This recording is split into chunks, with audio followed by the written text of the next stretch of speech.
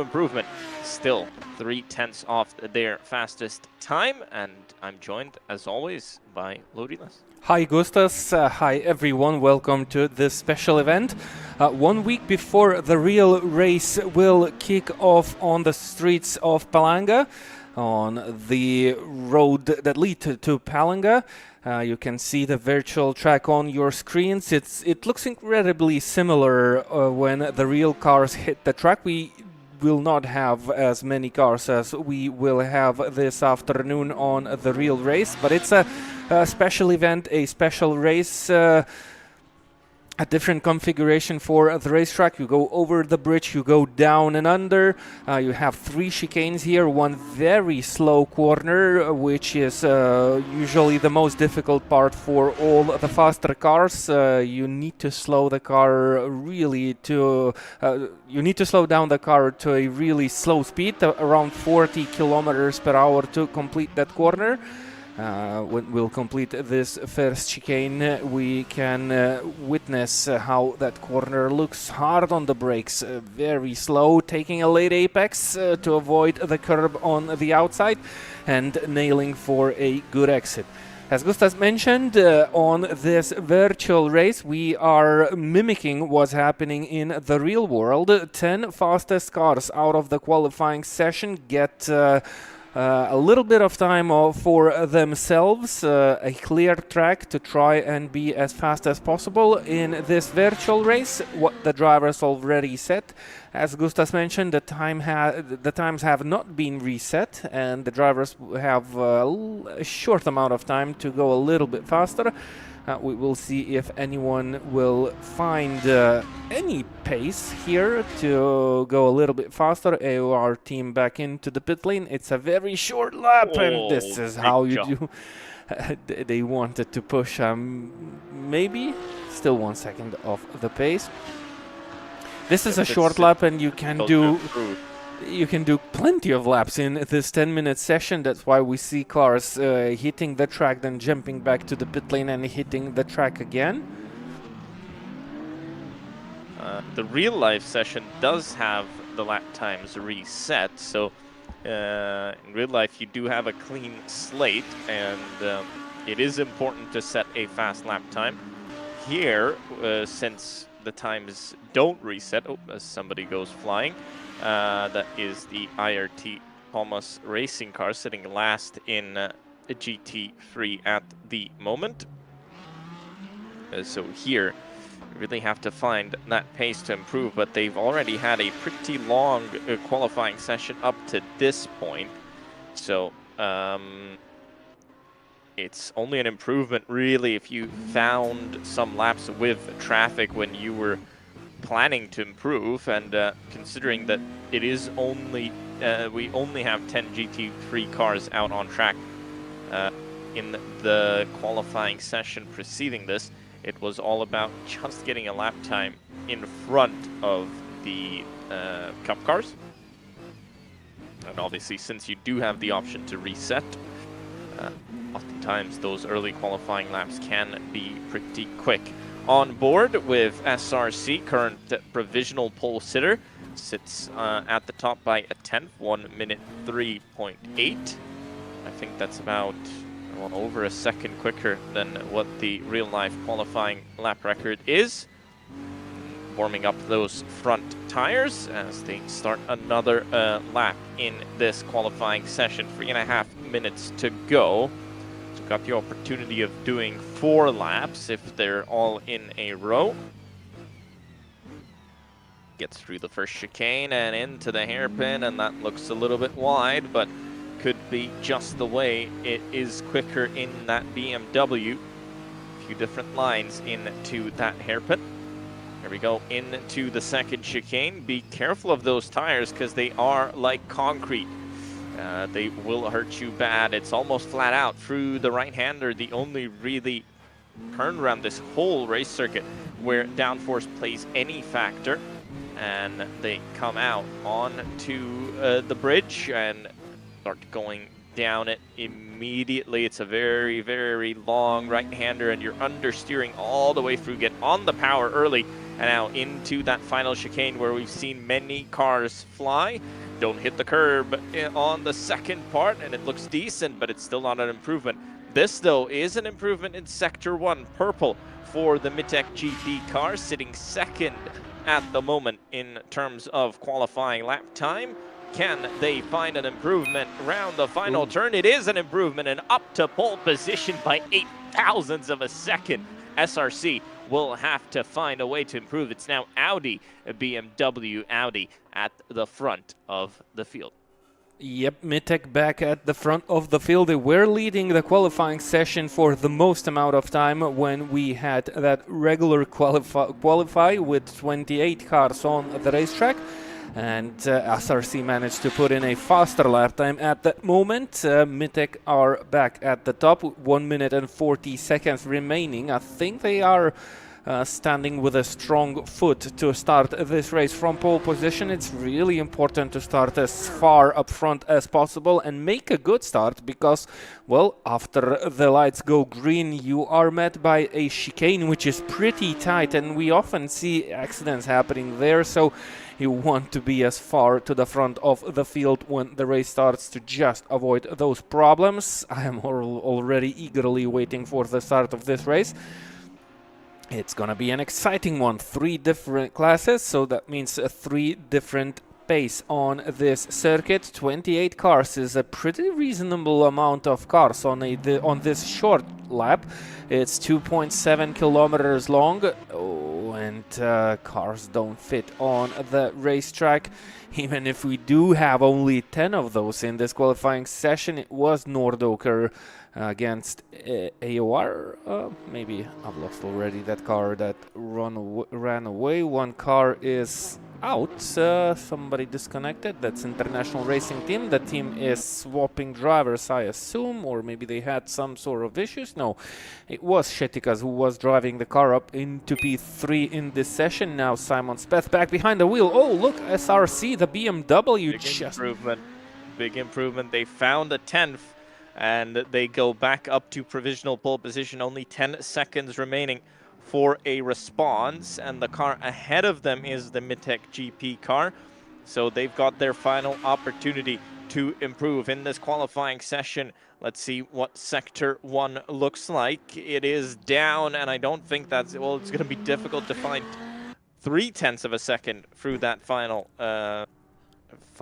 sector, actually 0.2, because this is the difference to the fastest sector, to the fastest lap that is set by the SRC car, who improved in that final sector, and that's where they found all of their lap time. Here comes Mitek GP, round the final turn, big jump over the curbs, and, well, it's not enough, not even an improvement to their own lap time, so SRC looking good unless somebody can really find something incredible in this final attempt at the qualifying session.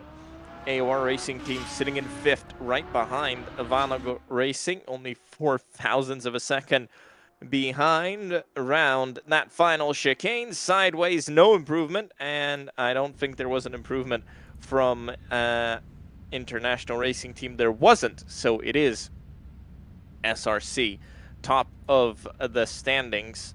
And on pole position ahead of Mitek GP, International Racing Team, Vanago Racing, then AOR Racing Team, Gridfather AI, Nordoker Racing Team, Casper Racing, Sensi Team, and IRT Thomas Racing, your top 10. And the top 10 in GT3 as well. We've only got 10 cars in that class. So that is it for the qualifying session. Again, pole positions in the other classes went to Dream to Drive and Latvian Lightning locomotives. So we'll see how they get on. They are planning to have a gap between the classes as the teams start to grid up for this 503 kilometers round Palanga. Let's make a short break and greet you at the very start of the race.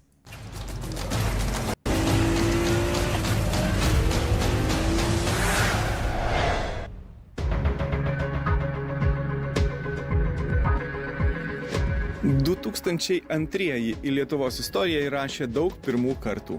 Transliacijas kovo mėnesį pradėjo naujas televizijos kanalas Tango TV, kuris po 6 metų tapo TV6 kanalu. Kanalu, kuris jau daugybę metų yra vienas pagrindinių mūsų lenktynių partnerių.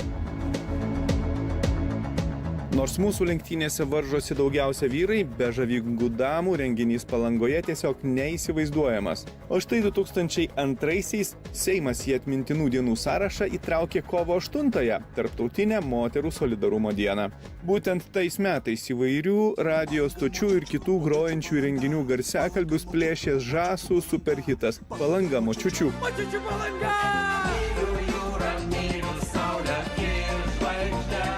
Na, o mes mylime 1000 kilometrų lenktynes, kurios tais metais pirmą kartą gavo komercinio partnerio pavadinimą. Jos tapo Horn Grand Prix. Dabar jau nelabai kas atsimena, kas tas Hornas, bet šiais laikais turbūt reikėtų sakyti Horn nealkoholinio Grand Prix. Bet pavadinimas nepakeitė tradicijų. Pergalę ir vėl iškovojo Porsche automobiliu važiavusi komanda. Joje 2 Lietuvos automobilių sporto garsenybės – Aurelijus Simaška ir Eugenijus Tumalevičius, kuriems kompaniją palaikė antras sykį Palangoje nugalėjęs Vladas Laurinavičius ir jaunas vaikinukas Nikita Kondrachinas, vėliau ne vieną sykį ant podiumo kopęs automobilių Corsa varžybose. 3 metais jūs ir vėl laimėjot, po metų pertraukos. Su juodu Porsche. Čia buvo raudonas, tas morkvinis, o tas atmosferinis, 93 toks. Ten paprasčiau kažkaip gal. Taip susiklosti, matyti. Lengviau buvo Be laimėti. klaidų, matyti. Čia buvo atmosferikas, jo.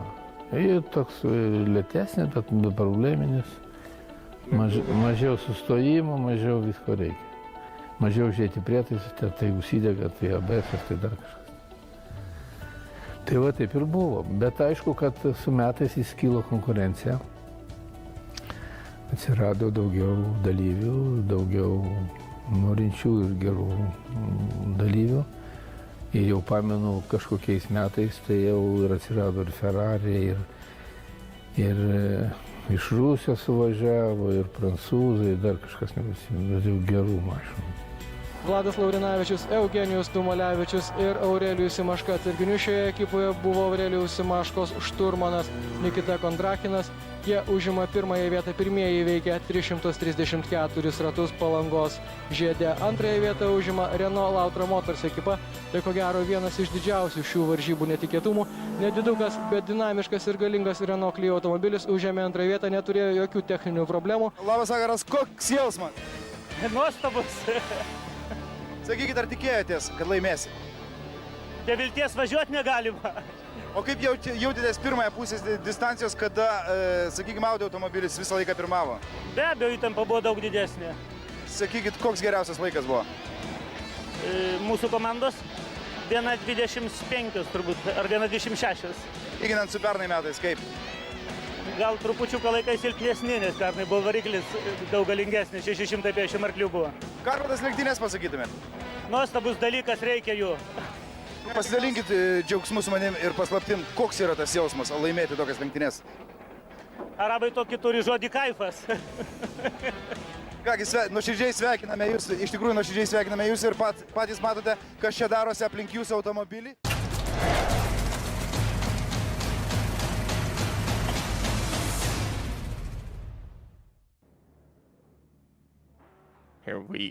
Here we go, back to the circuit. We get ready to go for the formation lap coming soon. It's gonna be a rolling start on the AC platform, and no warming of the tires is allowed regarding the rules, so everyone just needs to go steady. We are waiting till the lights go green, then we should see a pace car leading this grid. And since it's not a timed race, it's a lapped race, we will have all the laps completed. Now, do we have an issue? No. I think there is no pace car. The pace car is still sitting in the garage and maybe drinking some coffee and forgot completely about the warm-up lap? The formation lap isn't going ahead just yet. Let's see what happens. Maybe Oh, there we go. Be careful. Pace car he is. rushing. There we go. Race control. Steady pace. It took a while for the pace car to go out of that pit lane, but they made it finally. And now we see a virtual view of what we are going to see in 1 week's time on the real Palanga circuit.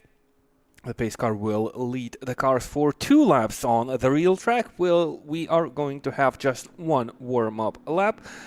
As mentioned before, no weaving allowed. Cups are waiting a little bit longer. Dennis Schoninger behind the wheel. One of the fastest German drivers, I assume. It's a shame we don't have Jan Nimtz racing these races anymore. We've called Jan Nimtz the fastest German driver on WorldSimSeries platform. Do you think that might have changed? I think Dennis is a very, very fast driver, and he showed that when he won the Dream to Drive competition, racing with Edna Žadeikis today, and they will both be in the car next weekend in the real car. That was the prize for winning Dream to Drive 2026. So this is a good preparation race. I'm not sure he'll be 7/10ths ahead or what. Jump start penalty, but we are green around Palanga. Into the first chicane they come, and they're all going to be single file. If you try double file, you'll most likely end up in one of those tire bundles side by side, though. This is Mendeles trying to take the lead down into the first chicane, but ain't going to happen. Dennis Schoninger holds on to P1, and missing some cup cars? No, there's a gap between the cup cars. I'm not sure what happened here, but so it's already 4 seconds gap between RG Racing and for Fun Sim Racing. So the GT4s are trying to fit into that hairpin corner towards Klaipėda corner, and having these gaps at the start means we are going to race multi-class quite fast here on the racetrack. Look, that happens soon because they're already crisscrossing here. You can see the GT4s and Thomas Racing. That is that drive-through penalty. Here we see fastest lap of the race so far by Norddeuker. So I think 2 more laps will get into traffic because of the gap that was left. Classes drive completed for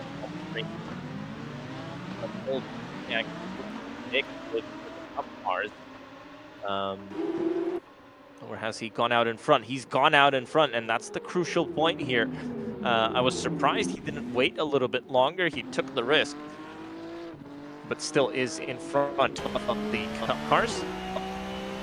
That's the crucial thing. On board, and we were with Dennis Schoninger, who's already got a gap of 1.8 seconds to Mendeles behind. Latvian Lightning Locomotives lead in GT4, but as we saw last year, the cars that lead don't often go on to win the race. It's not a guarantee if you're on pole position that you're going to win this one, just because of how much concentration this circuit requires. Actually more concentration than the real circuit requires, because in real life you can push those tire bundles away and you don't have those massive curbs. Problems there, and you can actually go straight, so interesting choice to go backwards. You can't actually go straight. There is an escape road there that you can use, but what I was saying is that in real life the tire bundles move. There aren't these huge curbs, so these chicanes, I would say they're a little bit easier than they are here, because here, one slight mistake and you're into a concrete wall essentially, and that does your car no good at all. And you can even flip without touching those tire bundles. Spinner in the background as they went up onto the bridge. And that is Gridfather AI. The AI not doing its job here, and goes for a little spin. What the circuit looks like. More problems, because there's Sensi Racing team stuck and stopped. And what is going on here? Are they out of fuel? Maybe some issues with the controller. Yep. Ooh, No, something's that's very dangerous. Right on the. Oh, and he's continuing to move, and he's gonna block everything here. This is a big issue. Just about enough space on the inside to get through. He's put it into reverse. And is that traffic already for the race leader? I think it is, as he's approaching the GT4s, and he's approaching that scene of a car stopped in the middle of the track, but I think it's actually been moved away. Has it? Yep. It has, yep. So that issue is gone, whether the car drove away by itself or was towed away. Normally you'd see a code 60 at this point, but on the sim, everything gets recovered just that little bit quicker. So first time through traffic for SRC. Latvian Lightning locomotives get a something penalty, maybe long stop completed. What happened there? Let me see. No, I think they've taken the drive-through penalty. It was a GT4 car, and they received a drive-through penalty. I'm not sure for what exactly. And Racing Sensi team have already completed their long pits, and this is a GT3 car. So this is the same car. How on earth did they manage to do a long stop?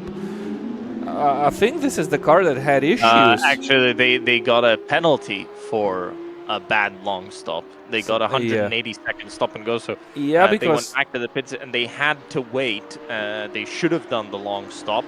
Now they're essentially doing an extra long stop in this race. So big issue for them. And they're already at the back of the field. Here is the Cup race leader. Dennis Schoeninger behind the virtual car that he's gonna drive in 1 week's time. Well, actually faster. On next Thursday, the real tests will take part on the racetrack. That's when Dennis Schoeninger will get his chance to sit behind the wheel of this car again. He did that last weekend in Tor Poznan circuit. He was attending a practice session, and he did actually really good. One interesting story is that, well, Dennis Schoeninger is a rookie. He's an experienced sim racing driver, and he is just stepping into the race car. So he came to that championship as a rookie driver, but after the practice session, he received a pro badge right away because, well, his pace was really fast at that session. So expect nothing weaker on the real Palanga circuit in 1 week's time. If you're fast behind the wheel of a simulator and you know what you are doing with it, it's usually just a question of time of how fast you are starting to be fast in the real car. And this is going to be a good practice session not only for Dennis Schoeninger, also for Edvin Žadeikis, whom he is sharing the car with. Edvin Žadeikis is an experienced driver, but not driving the cars on the real track too much lately. He'll get his chance on the Palanga track. And both drivers just trying to fit with each other. Try to not only race on this virtual track, but prepare for the real race. How it plays in between as we already start to hit the traffic. Was tight, but good calculation there in the traffic as Vanago Racing moves forward. He's got the IRT, he's got the International Racing Team car ahead of him. And they're stuck in some GT4 traffic. International Racing Team is going to get through. Vanago Racing is not, and is going to have a very slow exit. So opportunity to overtake gone. He's going to be actually under pressure from behind from Nordic Endurance Team.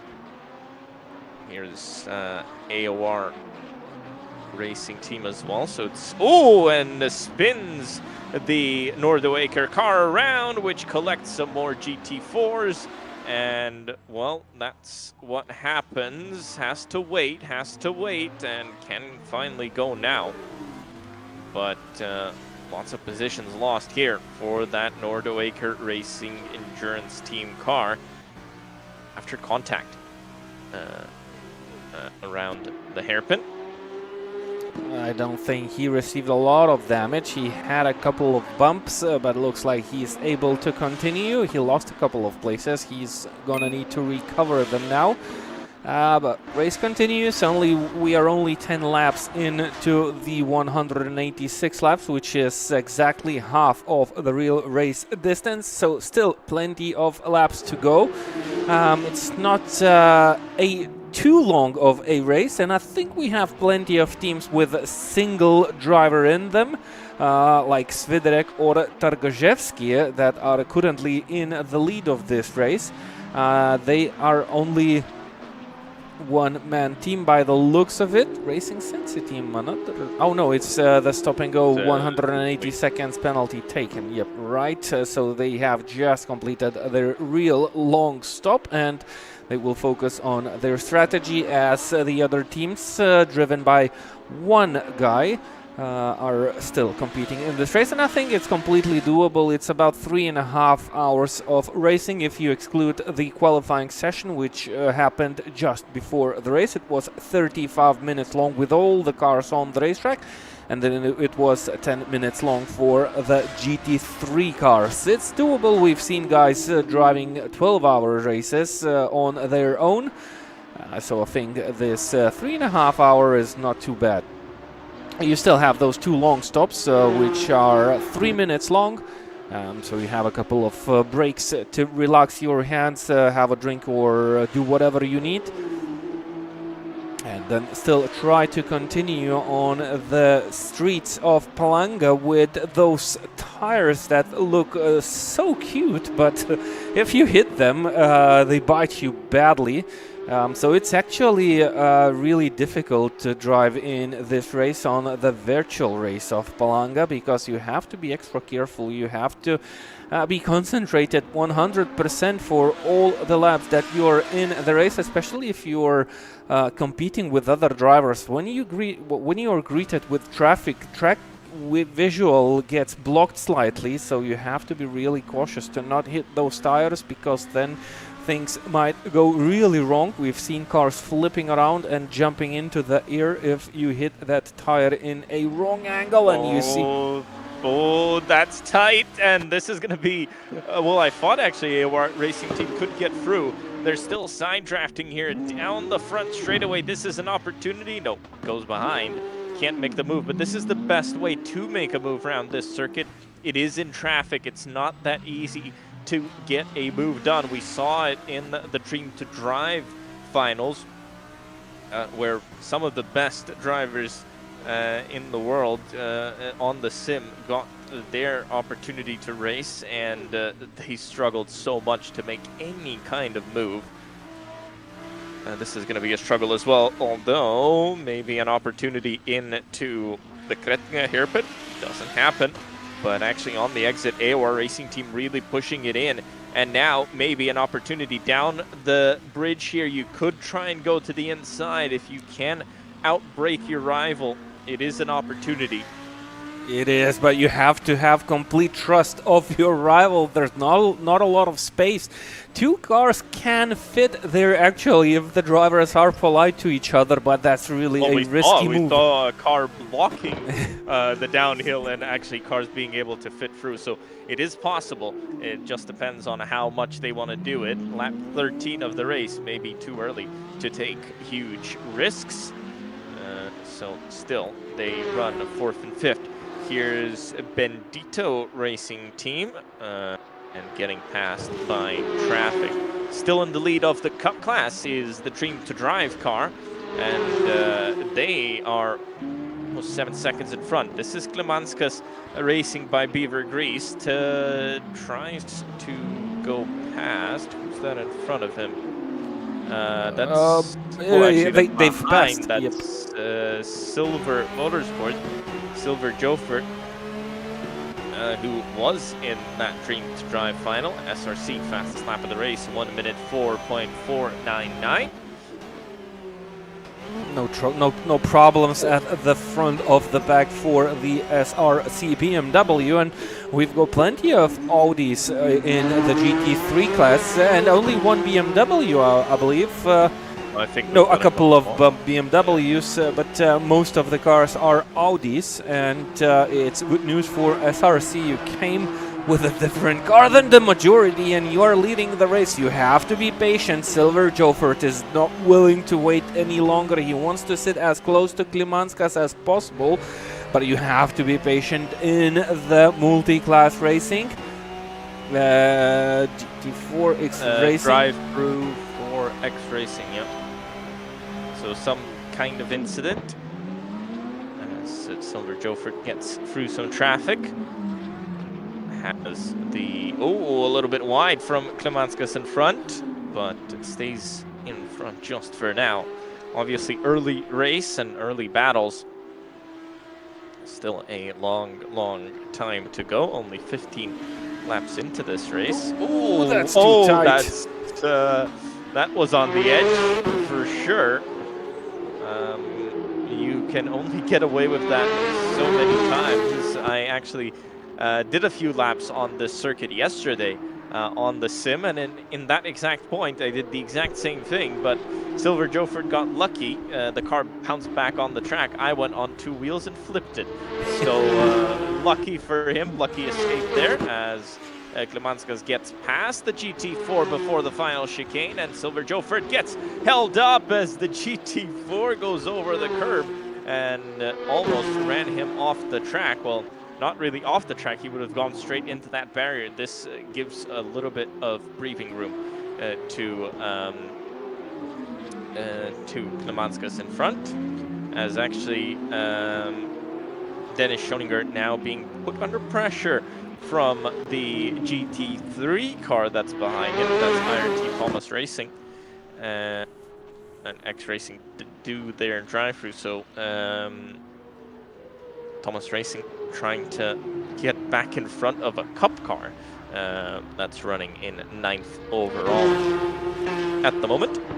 Yep, you're in the faster car, but on a circuit where making a pass requires you a lot of patience and maybe a little help of your rival. Oh, Nordoker Racing Team drive-through for cutting.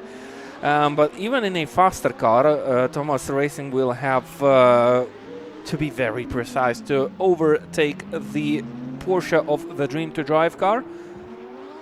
And that might be an interesting battle. They are 5.5 seconds behind Nordoker Racing Team, which just received a penalty. So Thomas Racing will go one place up unless he gets another penalty. Slows down. That was a slowdown of the car for cutting the chicane to avoid penalties.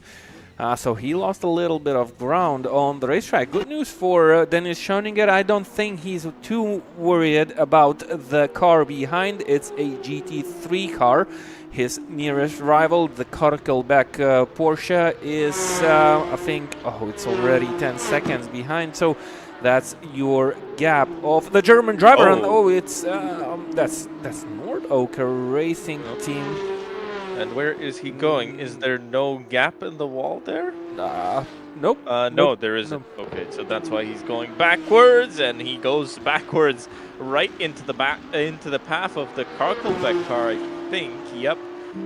So slowed Mendeles down even more if he didn't have enough problems.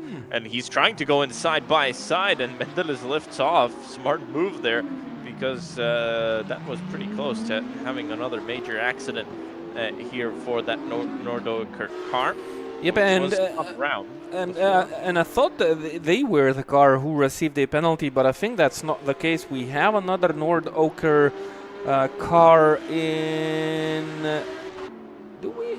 Yep, we have another Nordoker racing car in the Cup class. And I think that they were the car who took the drive-through penalty, so I assumed it badly for Thomas Racing. But actually Nordoker made a mistake and they gave the place by themselves. Now there is no runoff in that part of the racetrack on the virtual racing track. What you would do on the real track, you would actually not reverse the car. There is a gap in the barriers for mistakes like these, for the driver to get back on the track safely. So he would have lost a little bit less time if he would have made a mistake like this on the real circuit.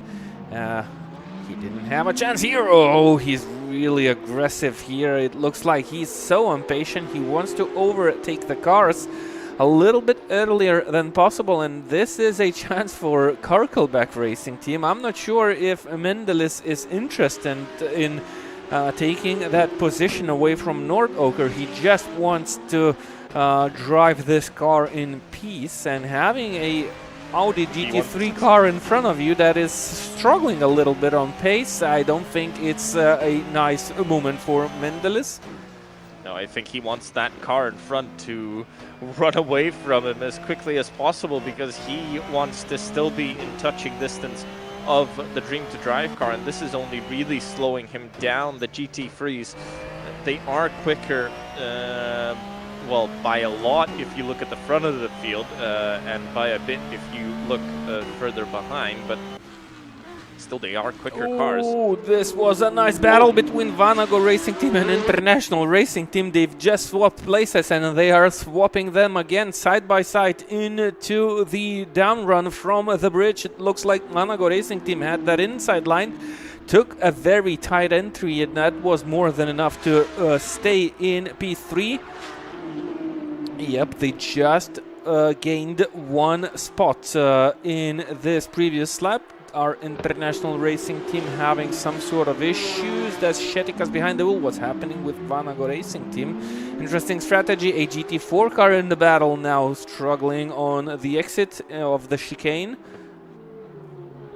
And AOR Racing Team joining this battle. Interesting camera views. That's Ojunas behind the wheel, trying to get into the party in that battle for P3. And look, Kaspa Racing and Gridfather AI teams are pretty close to this 3-car battle, so it's still nice to have a 5-car battle for podium places.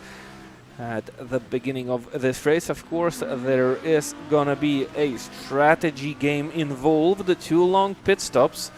We should have 4 pit stops in total, I assume, by the calculations, so 2 normal stops. Or actually, should we have 3 stops? I think there should be 3 normally. Yeah, there should be around 3 stops actually. Yep, it's gonna be 3 stops.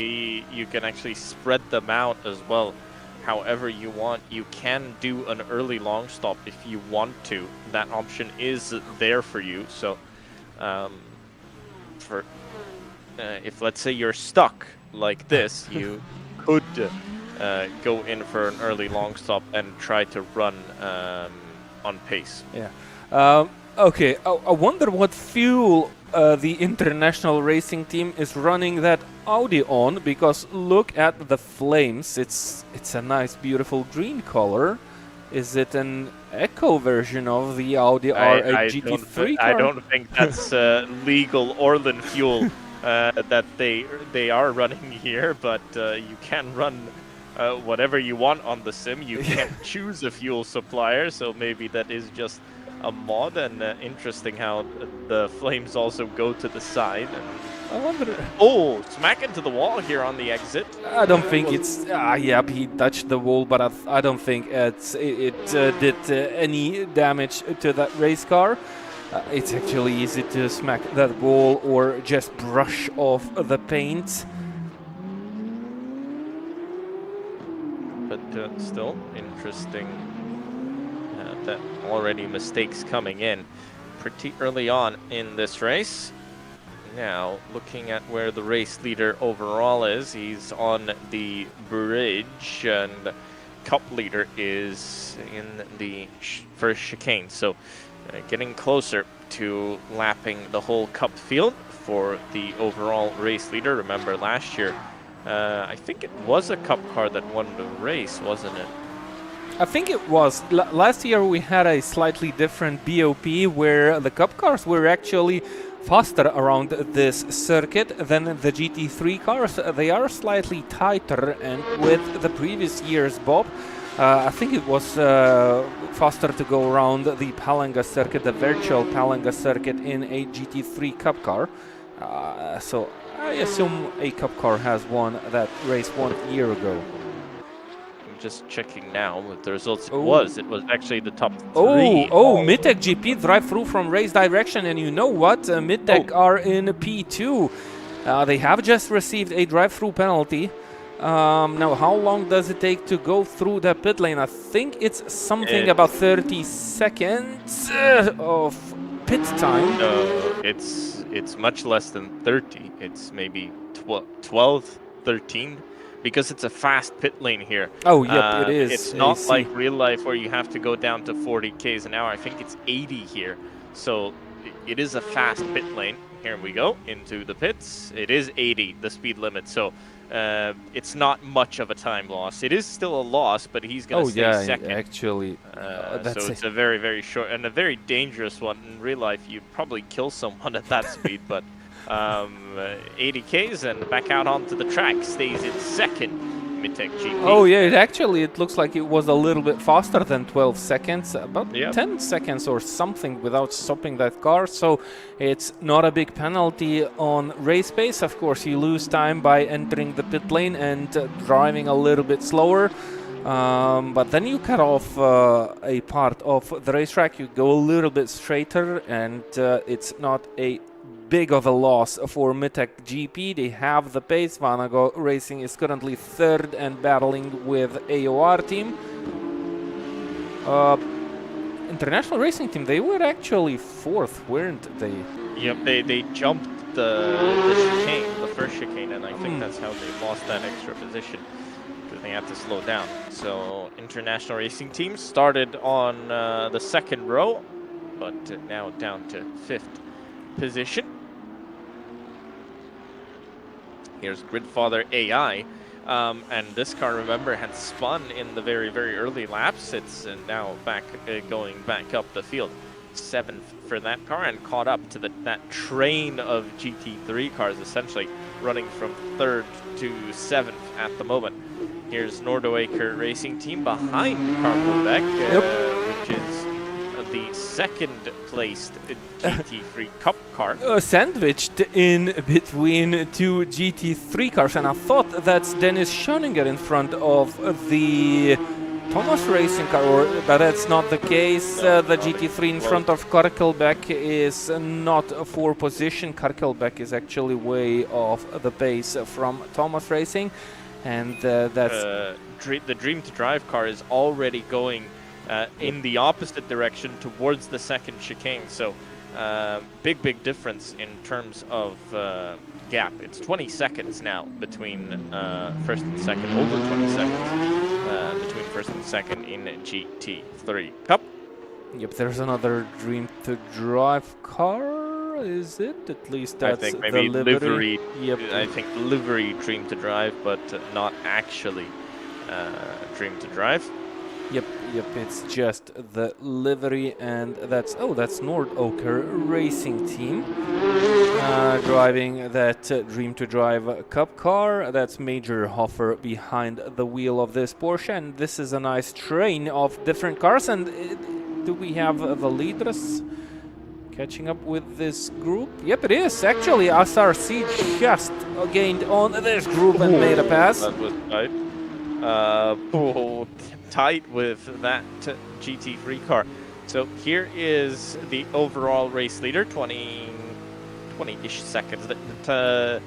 Don't look at the gaps that much on the timing tower, because they are wonky because of the crossover on the circuit. And Mendeles leaves space, and the SRC car goes through, and now has only one more Cup car to overtake in order to get in front. These guys are having a blast of a race. AOR Racing Team now up to P3, Vanago Racing down to P4. International Racing Team still hanging around these cars, similar pace, and that's what makes racing really fun, not only to watch but also to participate in. Battling with your rivals, driving in traffic. Look, Casper Racing is already on the back end of IRT and Gridfather AI.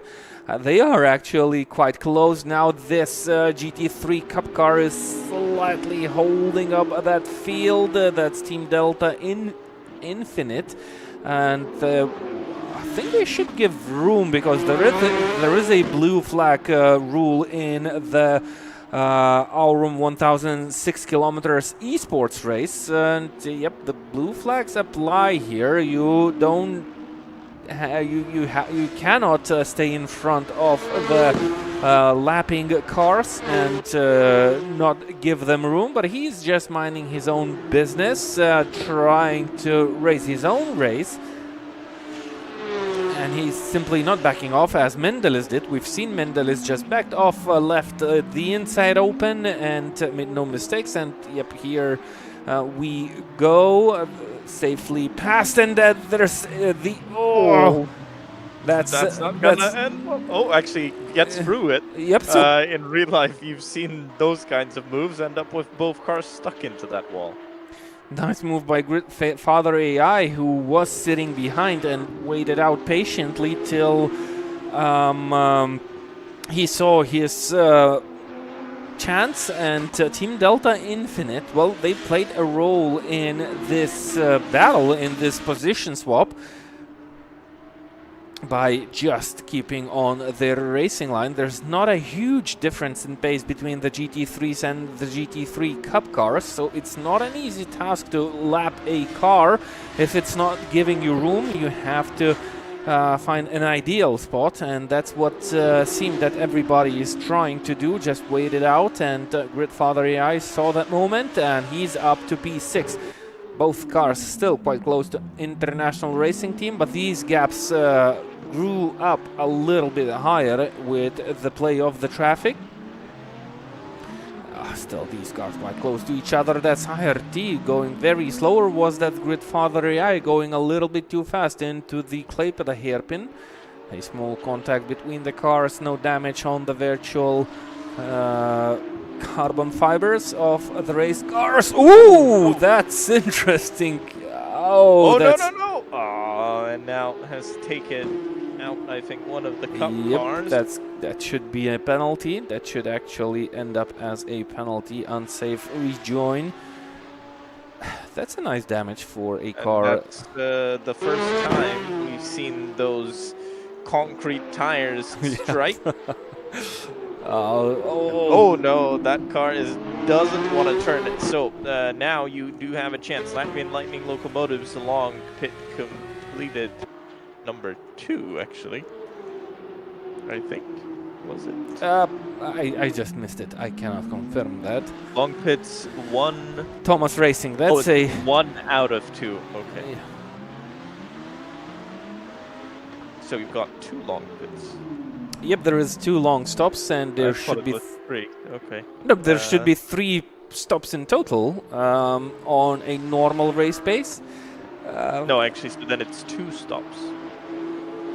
I don't think you need a splash. If you run to the end, you might not need a splash. Oh yeah, actually it is. At an hour and a bit, and then 2 hours and exactly. a bit, and you should make it to the finish. So you should. Yep. That might be the case. That might be enough. You just need to do 62 laps, which is, I'm pretty sure, doable. Well, should be doable. I don't know how the fuel consumption on the virtual car actually works in this race, but it's actually lower than the real car.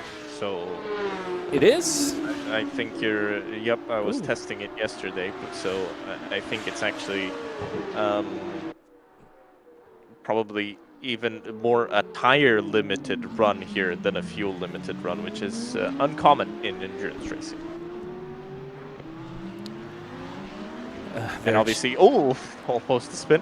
On the real circuit, you obviously use the gas station on the left-hand side there, the Orlen gas station, to fuel up here. Both Hankook tires get put on the car, and Orlen fuel goes in when the car stops in the pit lane. We don't have any rules regarding safety of people in the pit lane here, so they're fueling up there. Would be nice if there was a way to separate it out somehow, but I'm sure that's very, very difficult to do. But the modding community on Assetto Corsa can think of many, many things. So maybe would actually be nice to have a grid of 30 cars that should share 4 gas stations in total. as it is a situation on the real track, a really unusual situation for endurance racing. When you have a lot of cars on the grid and only 4 places, 4 gas stations to refuel. Makes racing a little bit different.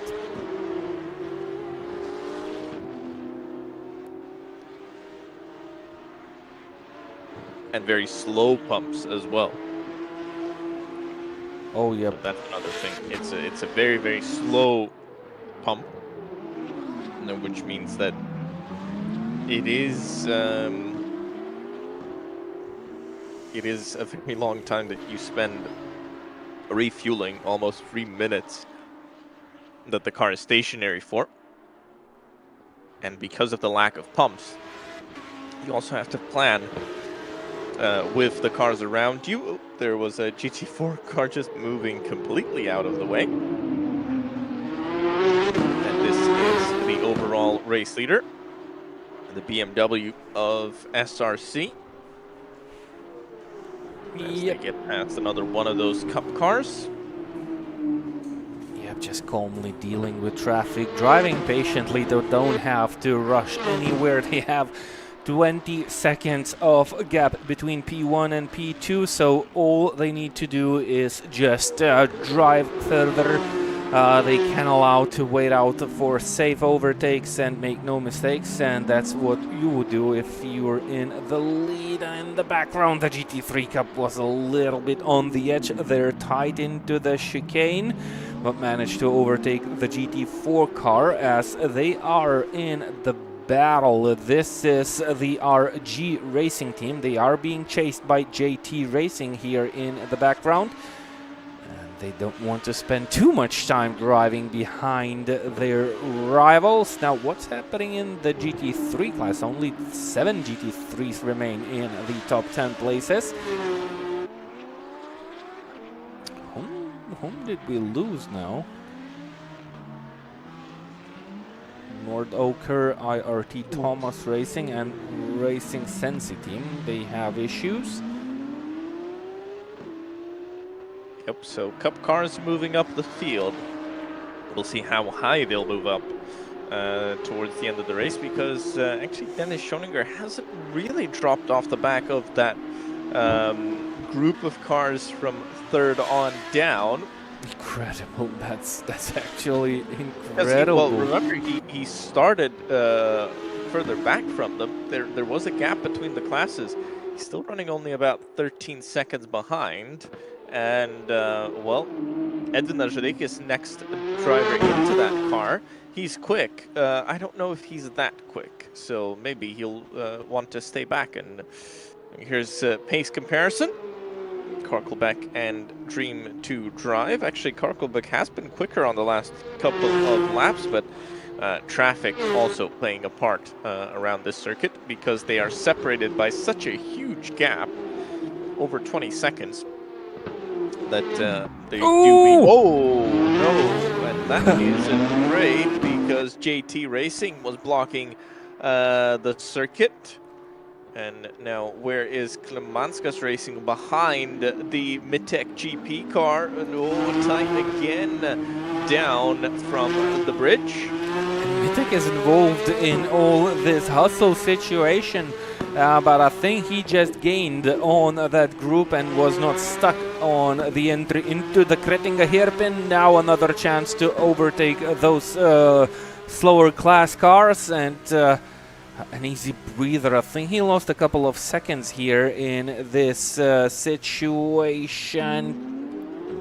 Flying through the chicanes. Well, he was 1 second slower, but also Mitek, SRC, were actually a little bit slower on the previous lap, 1 minute 5.6, where they usually do 1 minute 5 lows or even 1 minute 4s. Oh, a small contact between Mitek and I think that's Racing Sensi team that is currently the last car on the grid, a GT3 with issues. I think they made those They had that issue on that bridge here at the exact spot where we are at this moment. Then they went into the pit lane. They received a stop and go penalty. And that's why they are currently the last car on the track running. But they will climb up positions because there's a couple of slower GT4 cars in front of them. And should get past them quite easily. Obviously, that car with issues all the way through so far. Here is Casper Racing, so behind International Racing Team, who dropped behind Gridfather AI. Remember, that car had spun around early on, but already up into fifth. Oh, did he just get bumped by that GT4? Yep, he did. Yep, he was. It's a situation where you kind of get into the chain. Stop the race. Oh, wow.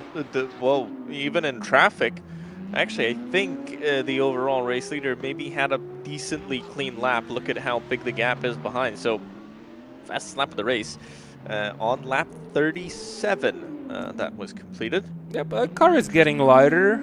Tires are still okay, I assume. Yeah, and normally you would not see fastest laps just because of the traffic, but got lucky there with a relatively clean lap. Look at that map. You are absolutely right. You have to get lucky because even though we only have 28 cars on the racetrack is really short and tight. And all these 28 cars are now all over the lap, and there are just a couple of spots where you might hope for a clear track. That's what SRC have found with the previous lap. Even with a little bit of traffic, they managed to go a little bit faster. That's where their enormous gap comes from. Yep, I mean, if you get a little bit of traffic, but it is down the straights, it actually even helps you. You get just that little bit of slipstream. Here's Silver Motorsports, so he's caught back up to Klimanskas in front, and who's the Cup car behind? Is that for position? Oh no, that's a car that's a lap down or more. Gets past one of the GT4s. And, GT4 and Cup are both single-make, single-car classes. Oh, again, a GT4 car in the background. Bendito Racing Team trying to overtake a GT3 Cup car. Different speeds approaching the hairpin allow the GT4 car to brake slightly later, but you have to be cautious when you see the cars, at least 3 cars in front of you. And Bendito Racing, well, they tried to brake as late as possible and almost taken out a GT3 Cup car. Yep, almost did. So the GT4s, they actually look pretty good in that very slow speed section. Obviously, a much closer car to a road car has a better turning circle, so it could be why they are doing actually decently in that hairpin and able to bump the faster class cars. Oh, very slow through the... because there was a GT4 in the wall. Very slow through the chicane, through the final chicane for Klimanskas. He's going to be under pressure from Silver Jofert once again, but stays in front. Lap 40 of the... Jofert. No. Yep, and Klimanskas actually turned it early. You saw it there because he thought maybe he'll be collected by Jofert if he had fully lost control. Lap 40 completed. That sort of puts us just that little bit closer to any chance of a pit window.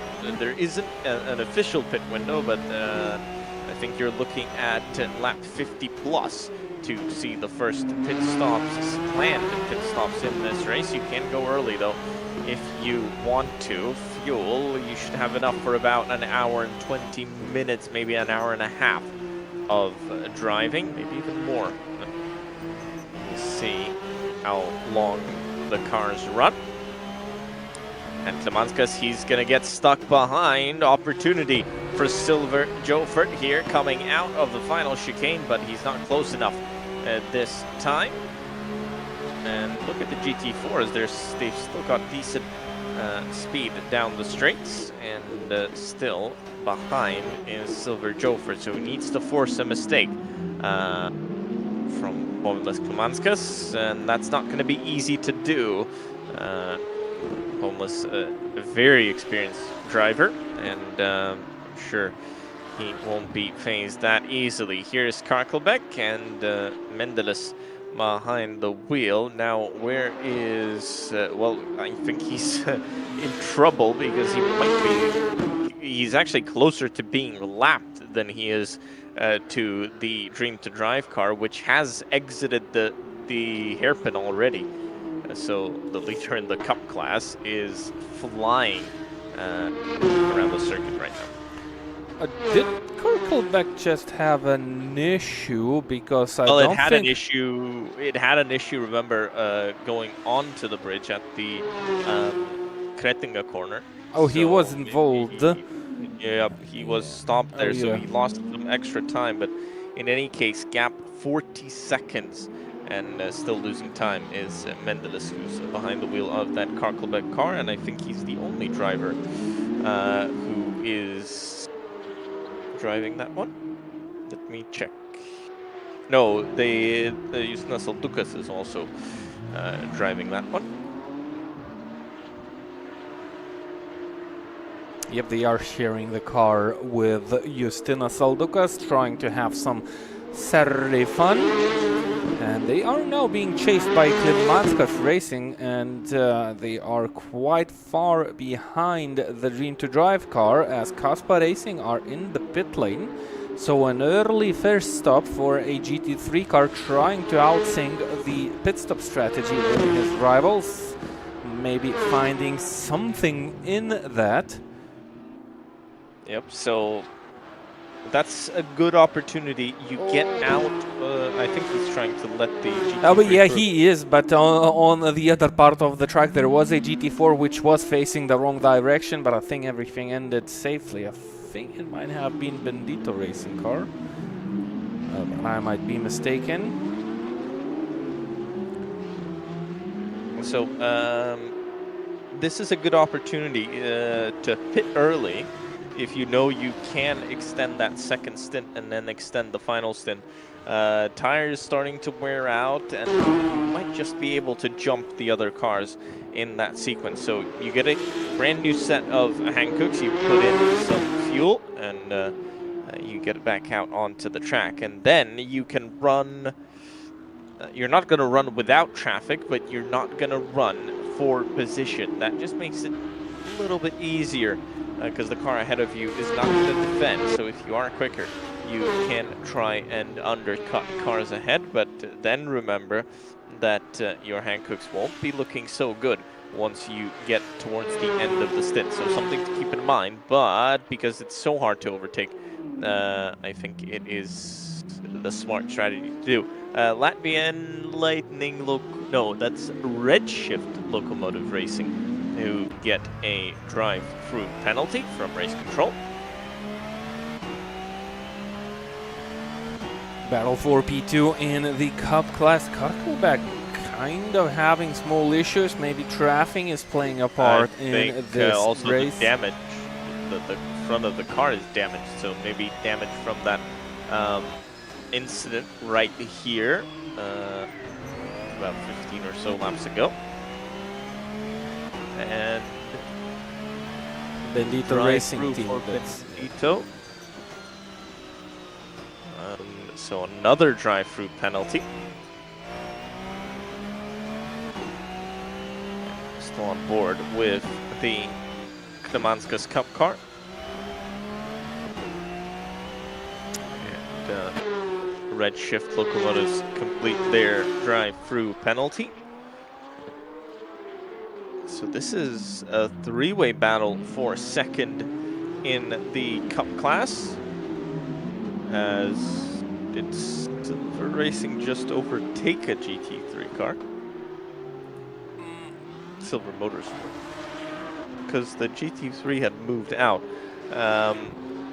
In front, getting past traffic, is the Klimanskas car. Oh. And that traffic hindering the cars behind. I think it was Silver Motorsport who had that issue.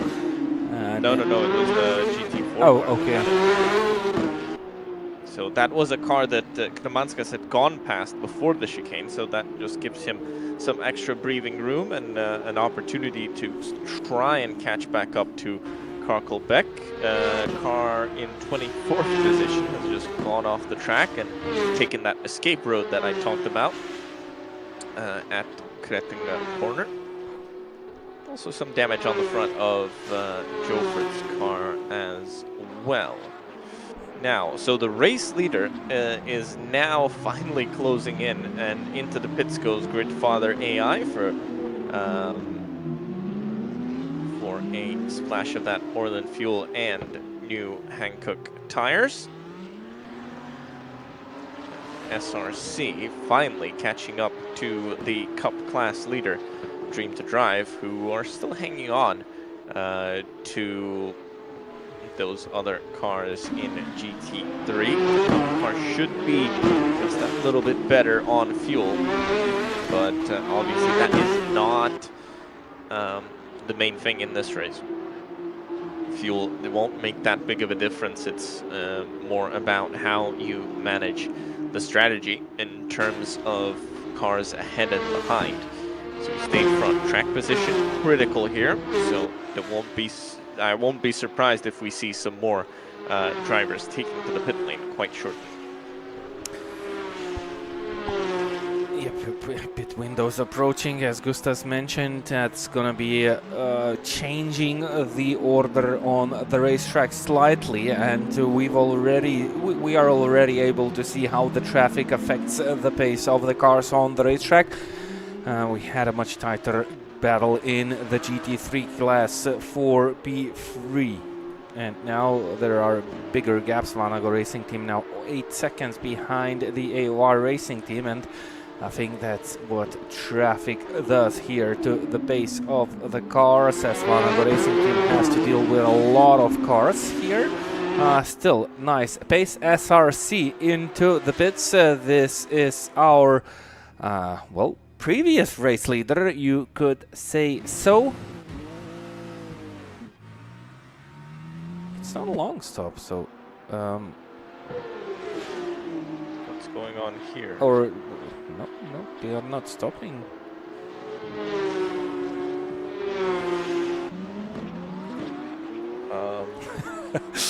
I like the moments like these where me and Gustas are out of breath and not knowing what to say. Fuel usage is 100%. Okay, so it was a very short stint by the leaders, and that was definitely not a long stop. But it was a stop for fuel and tires here. I don't know. I really don't get what he did here.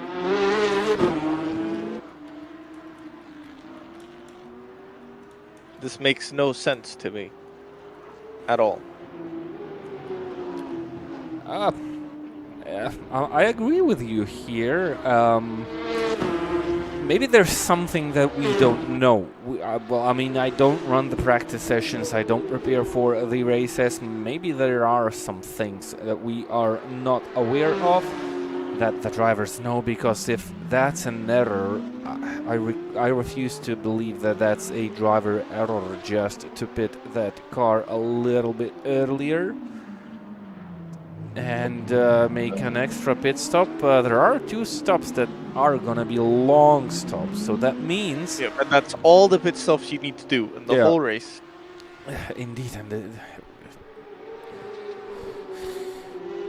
we will figure this out, because if that's a mistake for the SRC car, that means that our car number 1, which is currently in the lead and still not going into the pit lane, is actually looking at winning this race. Racing Champions, long stop, 1 out of 2 completed. It is a GT4 car,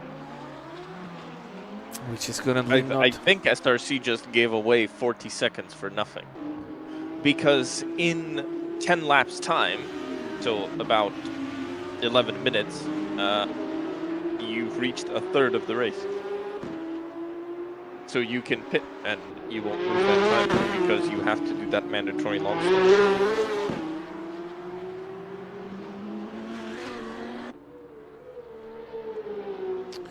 We will figure this out, definitely. Unless that car was under-fueled and with a strategy to push, but then it's still only 10 more laps until you reach that point. So there's no way you under-fueled by 10 laps and just pulled out that huge of a gap in that first stint. I think they've just made a major mistake here, and this is going to cost them in this race. They're going to have to find those 25 seconds to even get back into the lead.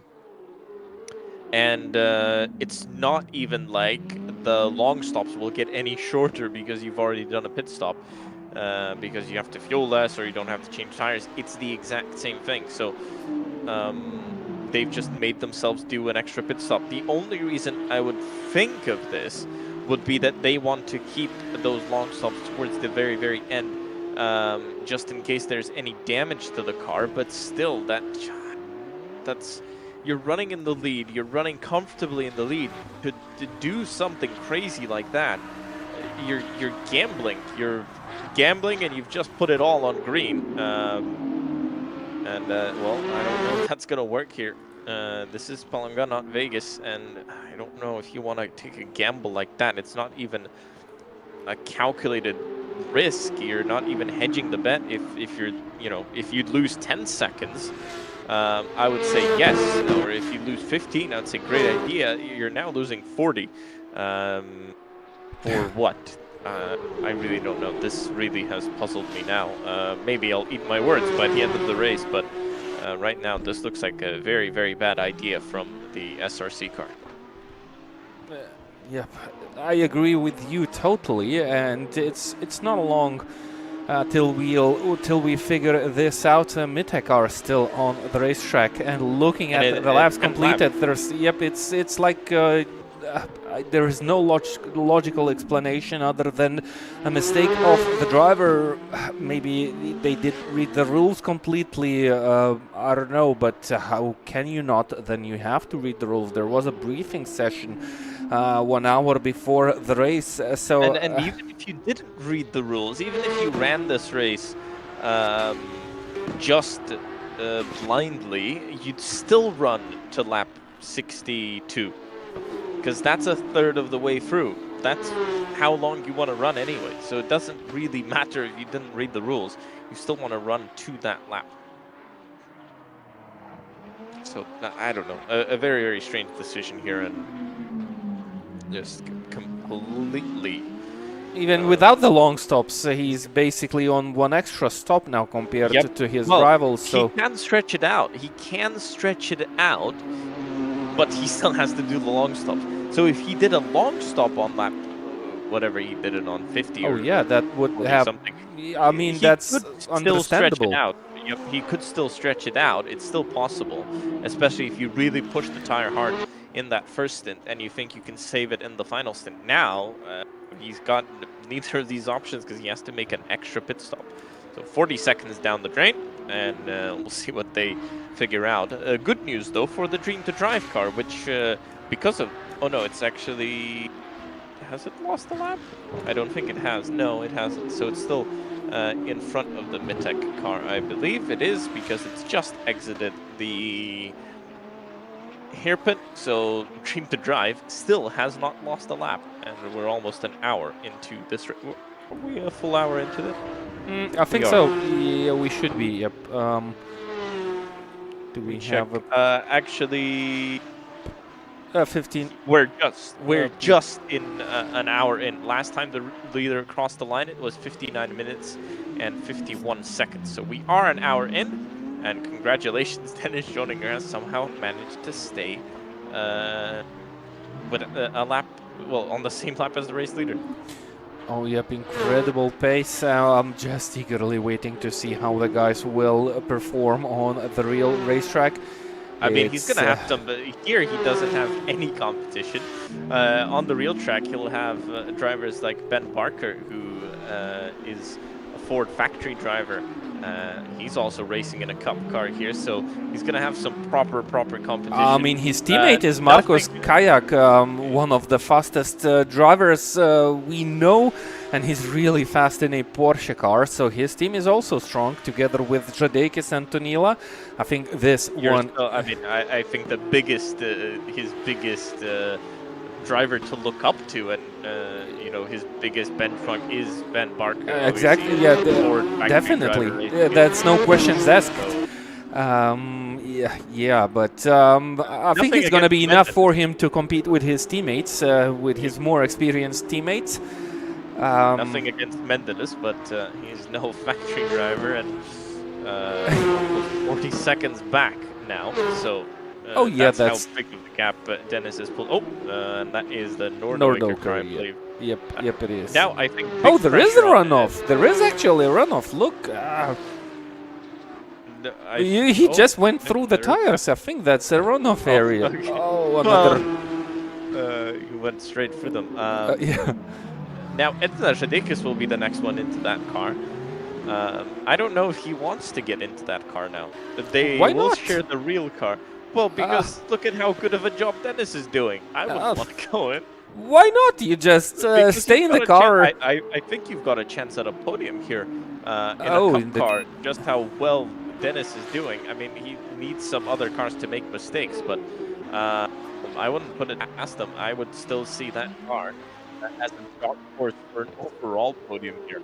So, well, we'll see. Maybe Edvinas will be just as quick. But I mean, Edvinas is also a very experienced and quick driver. Maybe not as fast as Schoninger. Schoninger is definitely very crazy fast, unbelievably fast, but still, I mean, he done a phenomenal job, a huge gap against the Kirkelback 409 car, and as you've mentioned, it's basically a race for the overall podium now for the Dream to Drive car, but Edvin Žadeikis will come calmly into the car. His job is gonna be just dealing with the traffic, make no mistakes, and that's about it. And it was about 3/10 off in the pre-qualifying, so he's still gonna should be quicker than Mendelis behind, but not as quick as his German teammate. And one of the I think that's Klimanskas moving out of the way for the SRC car, which is catching up to AOR Racing Team. Now, he's going to run into a bit of an issue. I mean, because he now needs to overtake this car. Yeah, so more problems for the SRC car with that early pit stop, which was not a long stop. I wonder what the AOR Racing Team are thinking now. Do they need to battle the SRC car? I think they need to not make any mistakes. I mean, they know the situation. They definitely should know the situation. They know that they are basically ahead of that car, even if they lose the position. So I think if they will see a move coming, they will not worry too much about it. They don't have to fight the car. Oh, running over a curb, that's what they have to be worried about. And actually, Ožunas goes defensive after that mistake for not a long time. Svidrek, nice move by him. And he forces... Oh, both cars go off the racetrack. No place for two cars through the chicane. Sometimes we see similar situations on the real car, on the real track. So, I mean, both cars were off. So, I would say this was a legal move by Svidrek.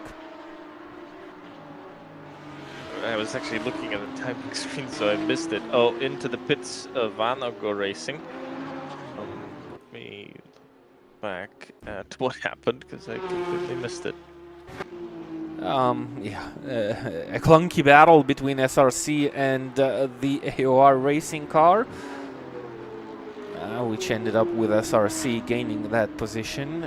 Oh, AOR have a GT4 car that just has hit the barriers right in front of them. Everything ended nicely, and Vanago Racing Team, they are in the pit lane. This is looking like a calm, long, mandatory pit stop. One, on lap 58 for the Vanago Racing team. An important thing with the long stops is that you have to run to the very, very end of the pit lane to not lose a lap. It is? Oh, that's the first time I heard So about I it. think this car is making a miss. Oh, but this car might actually be a solo driver car. So that's fine. If you are doing a two-driver run, then you have to go to the very, very end of the pit lane and then do the escape. Because if you don't do that, you lose a lap. Oh, wow, never heard of it. So I read this on nuances the of WorldSimSeries Discord, so that, I don't know if this is true information, but this is what I read on the WorldSimSeries Discord, so I think that might be true. But if you are a solo driver team, then it doesn't matter because you're standing in the pit lane anyway, and you'll cross that line at the end, so that's fine.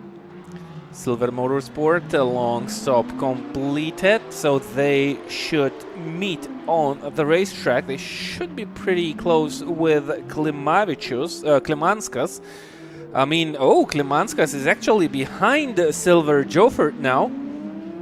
And they are battling at this moment for P5, but they are the couple of cup cars that made those long stops already. They should be higher up the order. Yep, looking at the long stops, Klimanskas, Silver Motorsports, nobody else in the cup class who have completed those long stops. What about the GT4? Bendito Racing already out of the race. Currently, WorldSimSport in the lead. That should be another long stop. So, long stops kicking in. And I wonder what is kicking in for Sviderek. He's now second. His pace is phenomenal, though. Still, he is only 17 seconds behind Mitek, even though he completed a pit stop. So he's definitely chasing and gaining on the racetrack. Sometimes even 2 seconds per lap, almost 2 seconds per lap. But is that enough? I don't think so, because well, I mean, it's still not bad. Look, he made one extra pit stop, and he's now 16 seconds behind Mitek. With 120 laps to go, I think it's still doable for the SRC.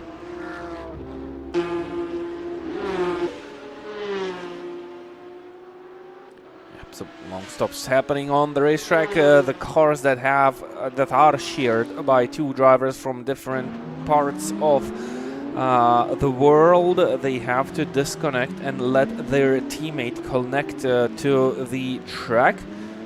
They are into the pits for a long stop. Nordoiker. Yep, probably? it is Nordoiker Racing Endurance Team, and some extra damage. Ooh, that's. It's good that this is a slow part of the track, so the car that is turning around around the hairpin can still react to anything happening. So still, and AOR into the pits. Oh, they're in front. Okay, so they're in front. So that's the thing here. So if you go forward, you get in front when you rejoin the server. Yep, Abechunas now connecting to the racetrack. That's why you need to do this kind of thing on the track in this virtual Palanga race. Back to the topic, SRC and Mitek. I mean, it's not looking too bad now, is it? The pace on the racetrack might actually work for Sviderek. Well, it still doesn't work because he still owes a long stop. So you. Yeah, but I mean, Mitek also own a long stop, and the gap is only 13 seconds, and the pace. Yes, so he might still get in front, but why waste this time? Yep, exactly. He still wasted 40 seconds, so he could be, almost half a minute in front.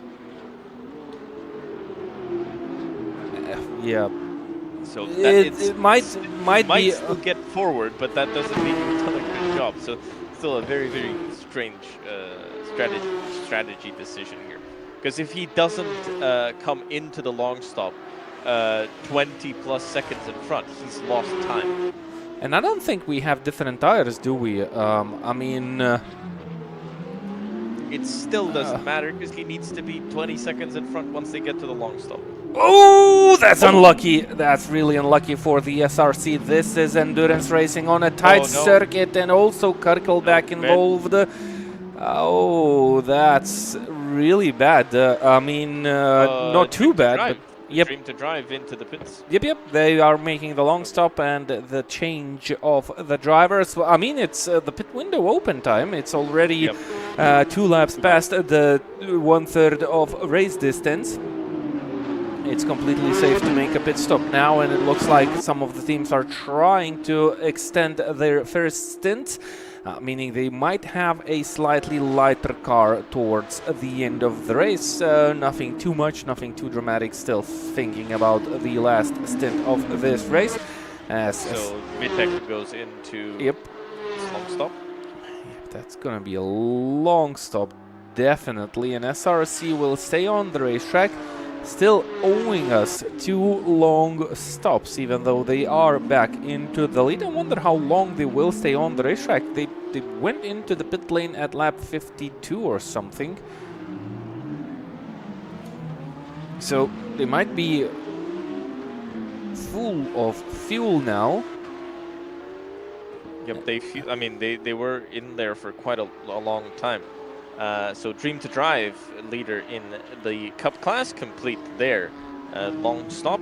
New Hankooks on that car, and away they go. Now, for this car, the only reason I would see you delay a long stop would be if you were to short fuel and then delay it. But they fueled a lot. They were in the pits for a long time.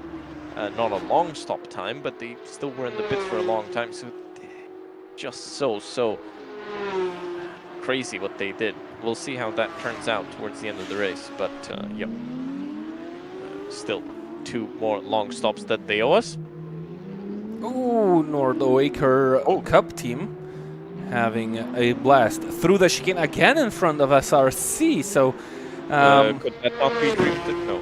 No, it was not Dream to Drive. It was the Nordoaker team. Definitely, this Dream to Drive car has this orange marking on the mirrors, the wing, and the bonnet of the car. Might it be a hint of how the car will look on the real Palanga racetrack? I know that the other car will be with yellow highlights, so I'm guessing this one will be with orange ones. It's nice to see the real car earlier than it's gonna hit the racetrack in this virtual race, 1 week ahead of the main event.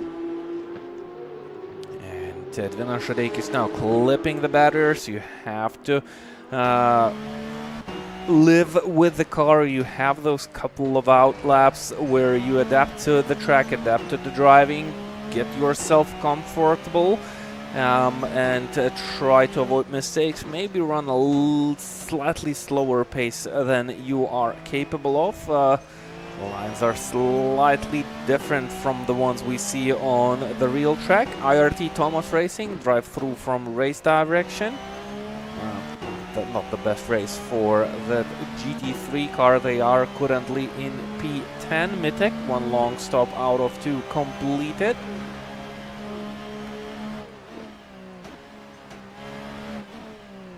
IRT Thomas Racing, they have actually also completed that long stop, but they made that a little bit earlier into the race on lap 56 actually. I think it was on lap 50, or maybe not. No, maybe not 56. That's a different number that is coming up into my stream. As we drive on board with Edvin Šadeikis, who took over the lead car in the Cup class. Other Cup cars are still on the racetrack, so they have a nice fuel consumption here.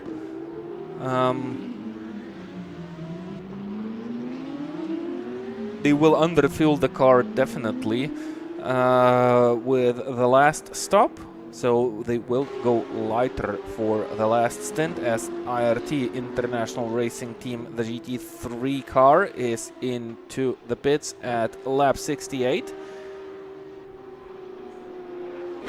Totally different view from what we've seen from our current race leaders. They are in the lead. They will have a healthy amount of lead for some laps now, because they pitted earlier, they made a short stop. They are still raising eyebrows for us together with Gustas to try and understand the strategy like this. A bit of unusual strategy.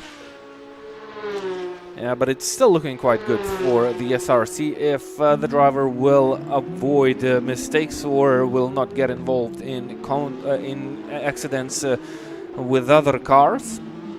I think they might still catch it, even with that one stop.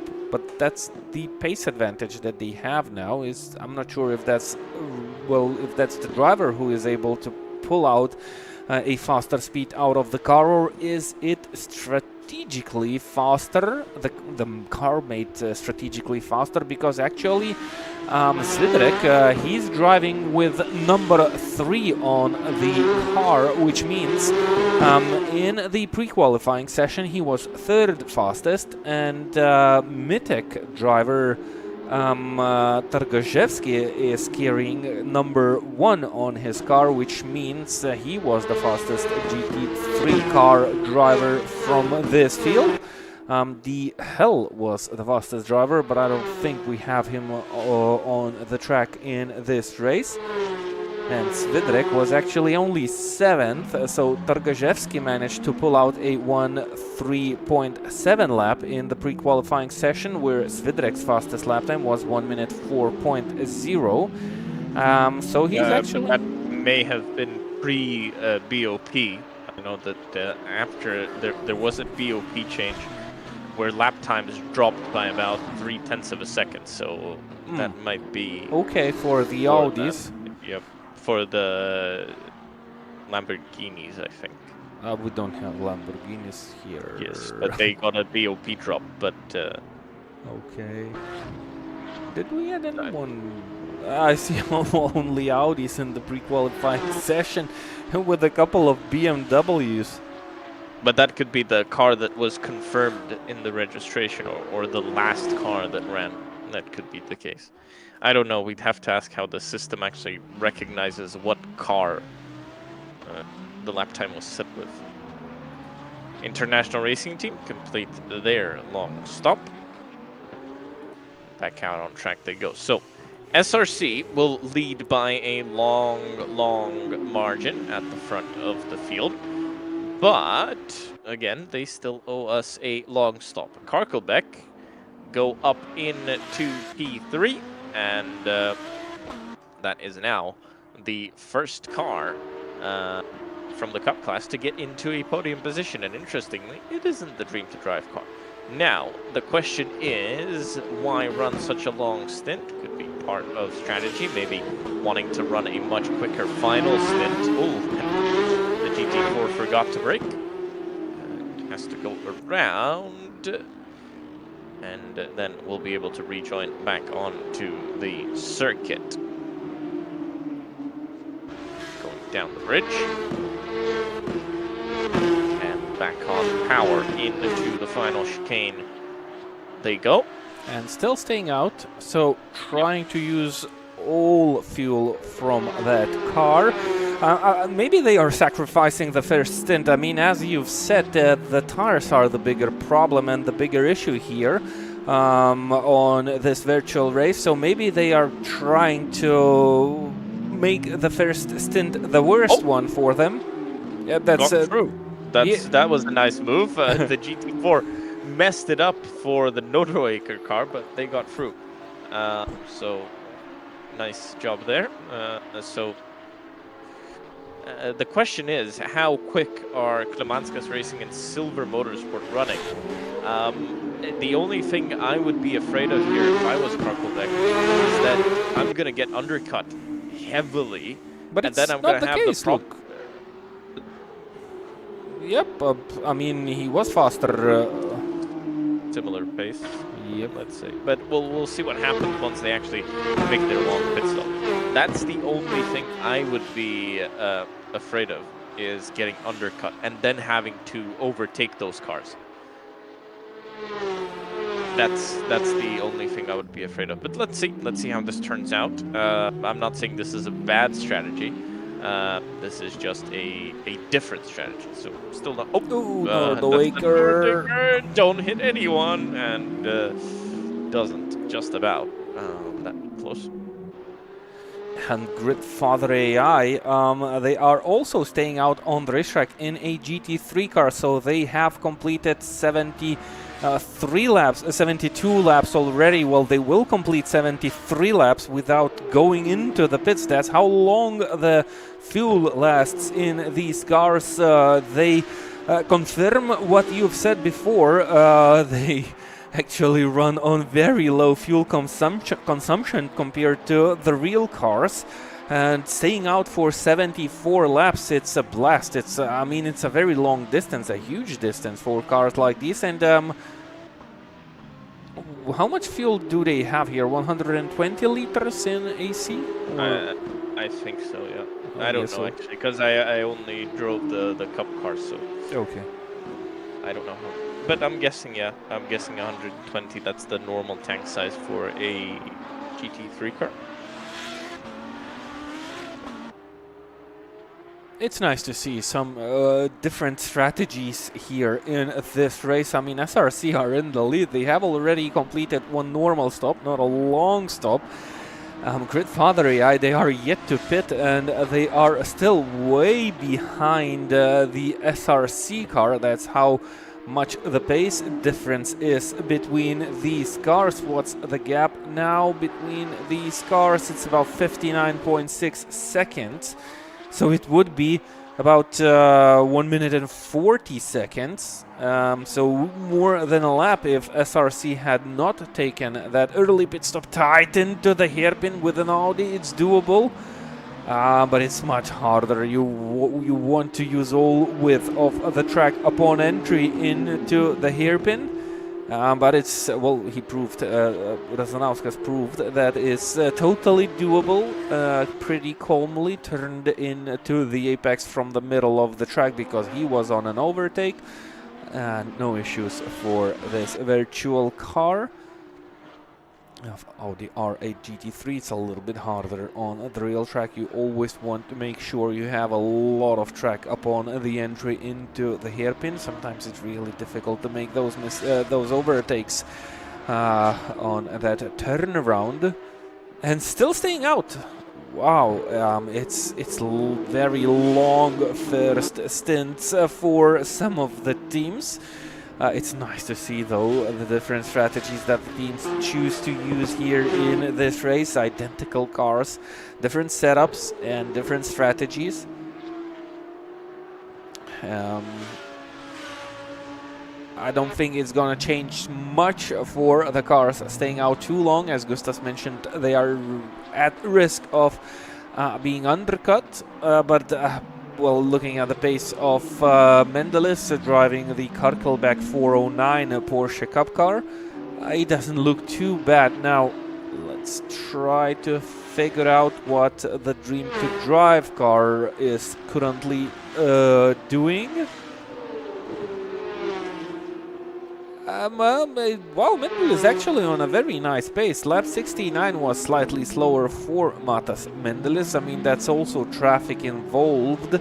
But other than that, he's doing pretty fine. Remember, he had that 40 or 50 seconds gap before Dennis Schoninger went into the pit lane, and I think the gap is basically stable now, just shifting slightly forwards and sometimes backwards.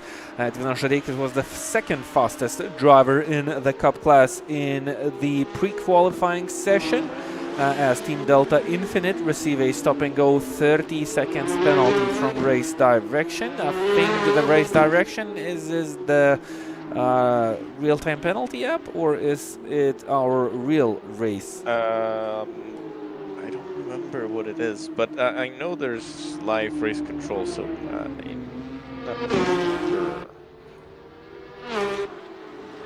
I don't think we have the sheet, the race control sheet, do we? I mean, maybe. I know that the race control is listening to this, so we should get the sheet pretty quickly. Wait a minute. That's why. So still looking at.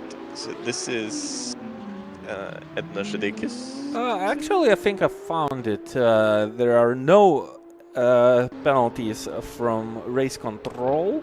So race direction is, I think race direction is the real-time penalty app, and race control is our FIA approved steward, and there are no further actions and warnings.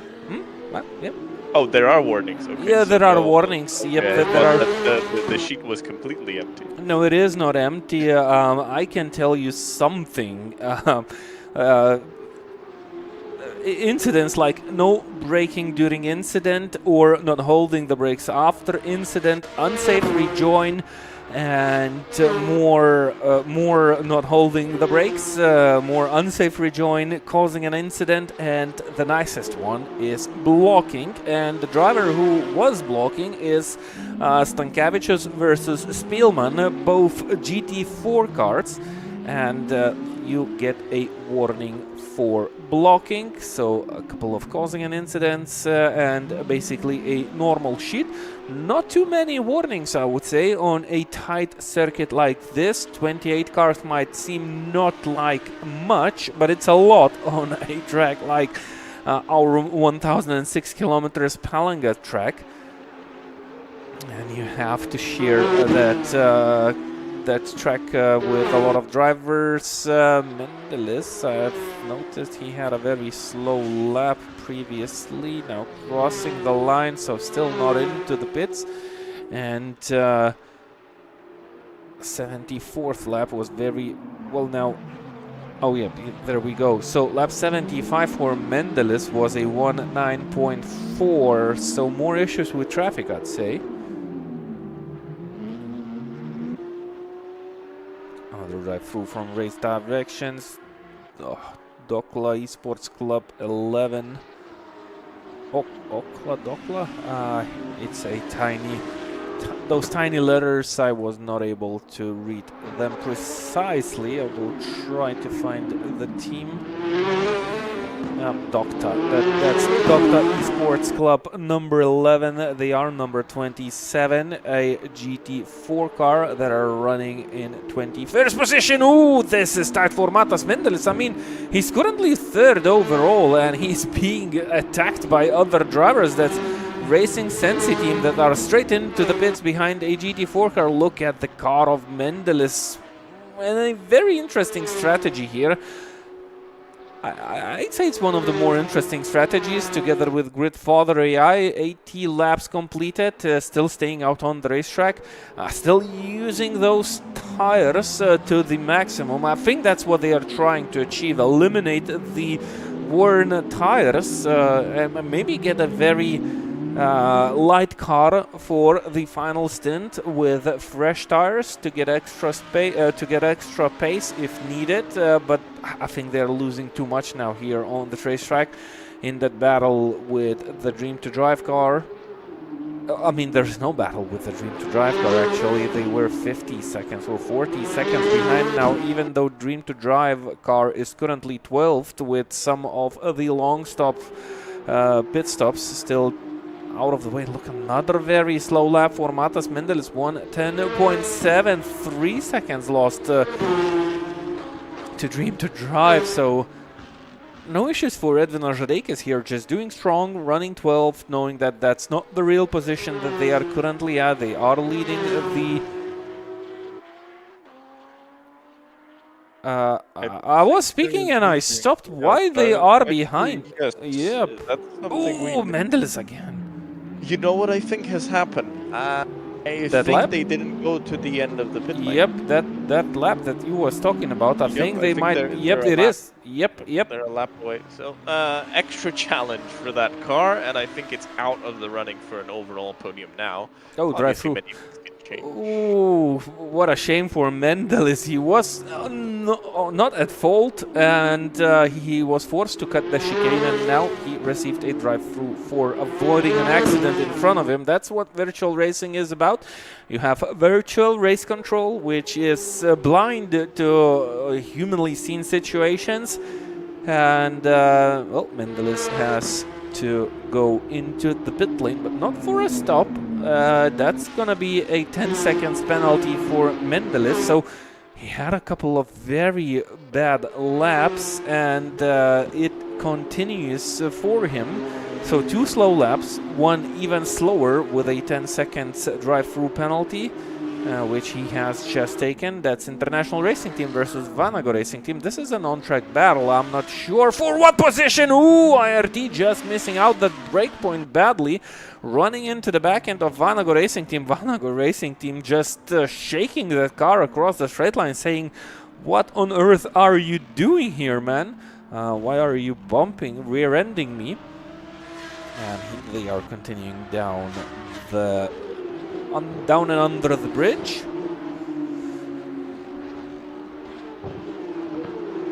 This is currently the battle for P5 in the GT3 class, which is actually not clear for what real position it is. Wow, that's pretty aggressive by Shetikas, and he made that move. He forced Vanago Racing to go off the circuit.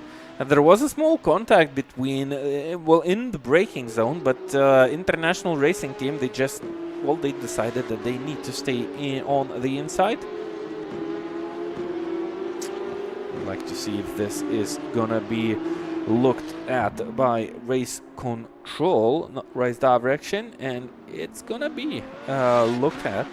They had a couple of contacts. So the first one was when Shetikas hit Vanagas into the back end of that car, and then they had a couple of contacts into that chicane. So I'm pretty sure race control is gonna look at it.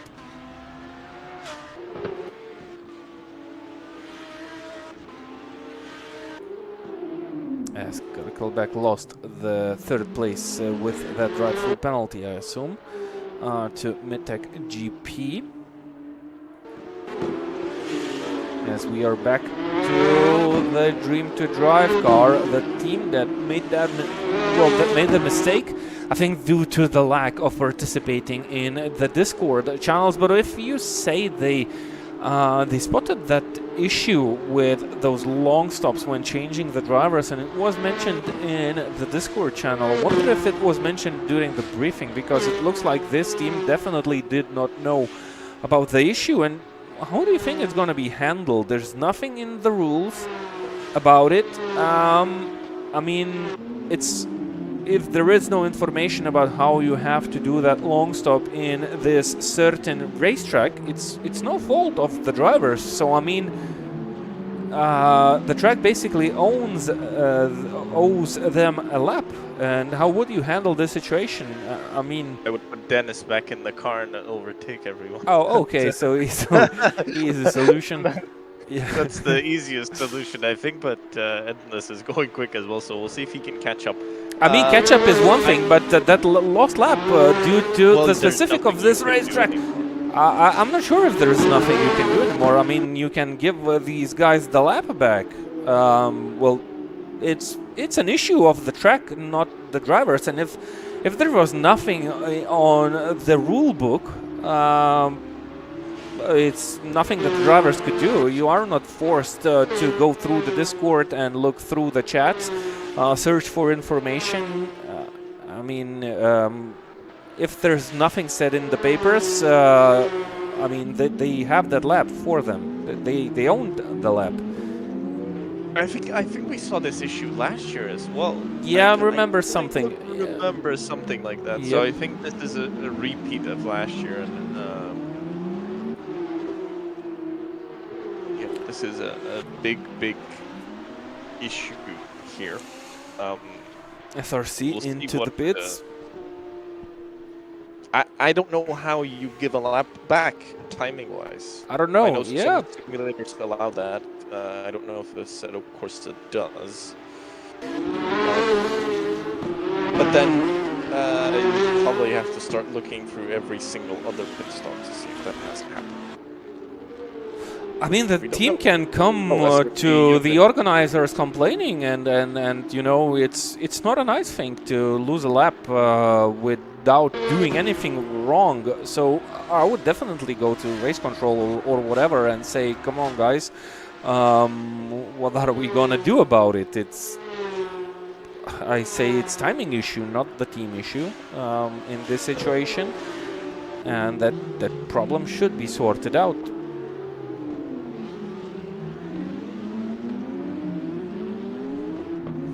We'll see if any decision is made. We've still got 100 laps to go. So SRC into the box for their first stop. Yeah, first long stop, second pit stop overall, and Gridfather AI and Karkelbeck are still there on the racetrack without any stop.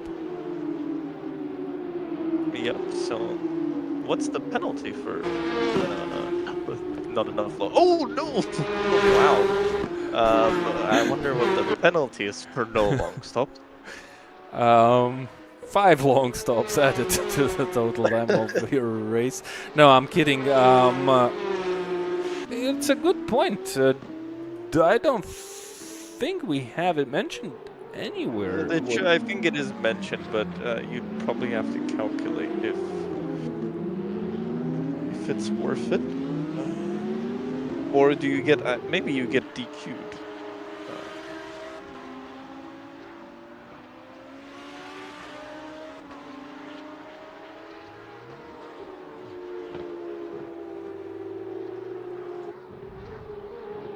Okay, there's nothing in the rules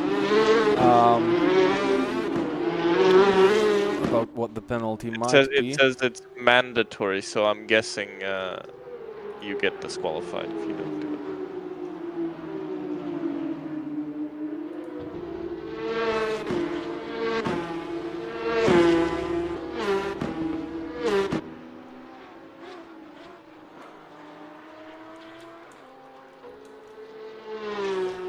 So actually, info from race control that everybody was informed during the driver's briefing about the jump again about the long stop situation. So, yep. So no now lap. battle for position in GT3, and this is actually battle for the race lead. Now look at that. So SRC comes out behind Midtech GP after they completed their latest long stop, so they've lost time, like we predicted.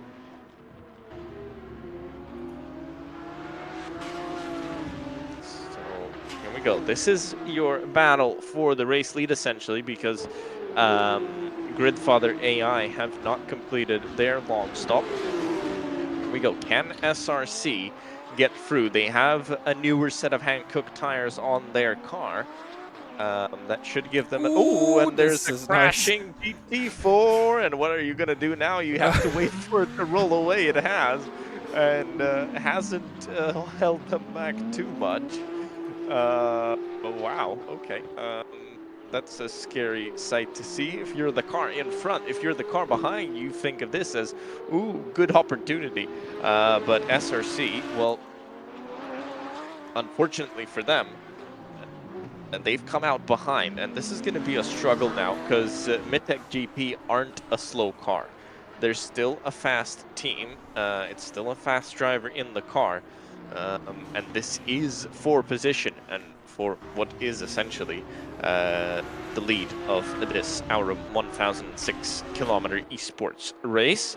Approaching mid-distance soon. Big jump from that BMW, approaching middle of the race very, very soon. Once we hit lap 93, that will be our mid-race point.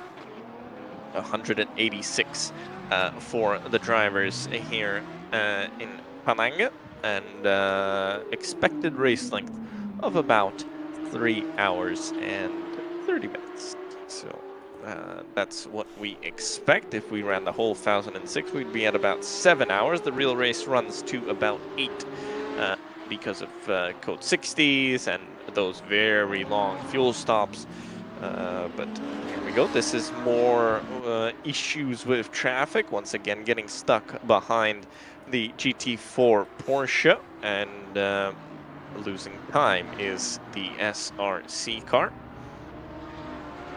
This is the main battle for position. Out on track at the moment. Oh, another big jump. So that BMW jumping that final chicane curb pretty consistently, which could be worrying. Bigger jump means you end up in the wall. Getting very close here around the hairpin. What kind of traffic do we have in front? I see a GT4 car, and I think there's a few of them in a row. Let's see what happens. Can we see a move being done? I'm gonna guess the best opportunity is around traffic. That Audi looks quick on the straightaways.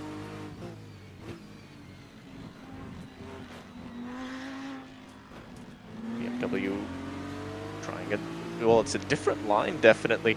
But this time, the Audi's going to get held up into that final chicane. He's got a GT4 car in front of him, but gets a good enough exit to stay in front. And once again, look at that Audi. It's got the straight line speed over the BMW.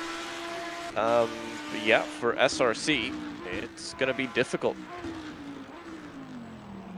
Unless they can do it into here. Look at how much the BMW catches up. Obviously, it's a braking zone, so you catch up, but look at how much it catches up.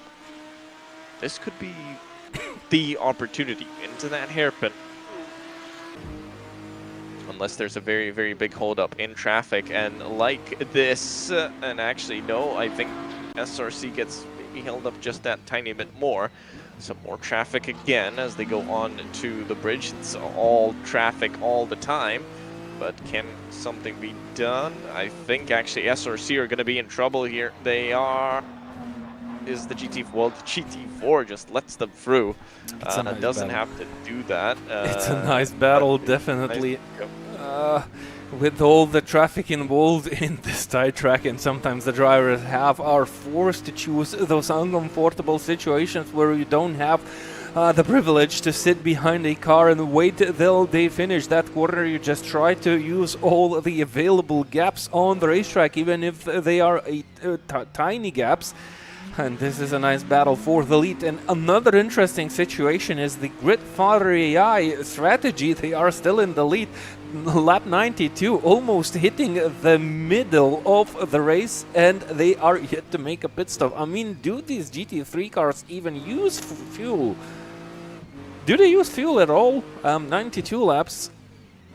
I mean, it's a maybe huge difference. Maybe he's got some secret Orlan fuel in that car. It's 1 hour and nuclear engine. It's 1 hour and 44 minutes into the race. Maybe he's pitted. Maybe he's pitted actually. Oh, maybe we don't know. Maybe he's pitted the same way as the SRC car did.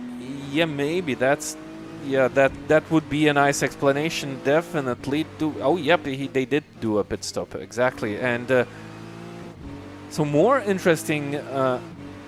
Carkelback did 2 pit stops. So one was drive-through. So might we have a couple of cars that are on these interesting strategies here? I mean, it's a shame we don't see a real pit count without those drive-throughs or other issues. It would be nice to see the real pit count of the cars. But it might be the case that some of the cars are actually on these different strategies. Maybe that's due to the tire wear, because, yep, indeed, that's impossible for a car to stay out on the racetrack for 1 hour and 5 minutes without making a stop.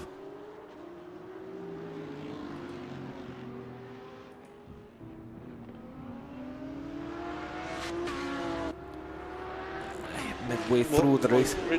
Father AI, again, an interesting strategy. We'll see what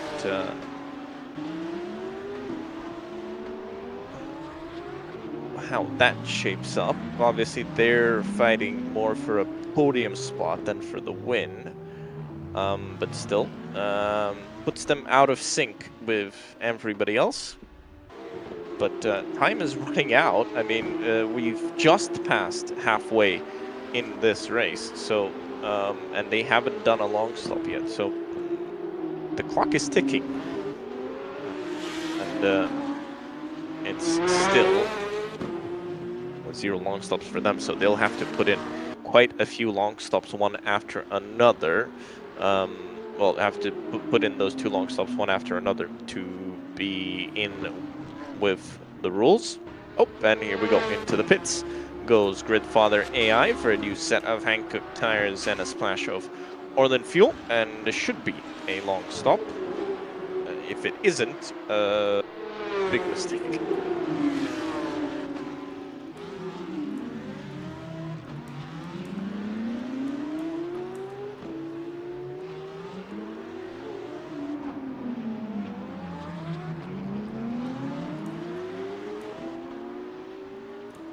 So Midtech still staying in front, now a Cup car in front of them. And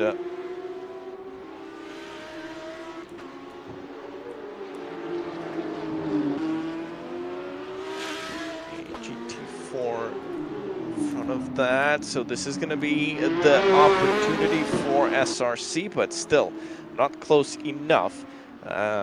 And still staying behind. We'll see for how many laps this will continue. Both of these cars have been pretty good in not making major mistakes, and I think making a mistake is the only way that the Midtech car here loses a position, gets past the Porsche Cup car. Oh. And actually that Porsche Cup car really had to slow down because SRC tried to get around them and lost a lot of time. So again, the gap increases, and for the first time in a long time, this is the battle for the lead once again, as they've both passed the Gridfather AI car.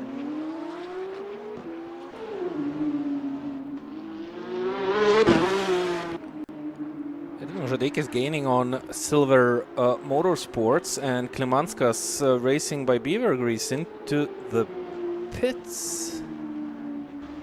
Is it gonna be a long one? No, it's an earlier stop now, by the looks of it, to be the last stop. So something to take into consideration for us, what's happening with the strategy and how it's done. Or was it a drive-through? No, it was not a drive-through. Box time 0.12 of a second, pit time 41 seconds. That's interesting information. I think maybe just something not But correct. I mean, 41 seconds through the pits, that means the car definitely stopped and refueled and changed tires. So we don't have only one car on this grid with this strategy here now, do we?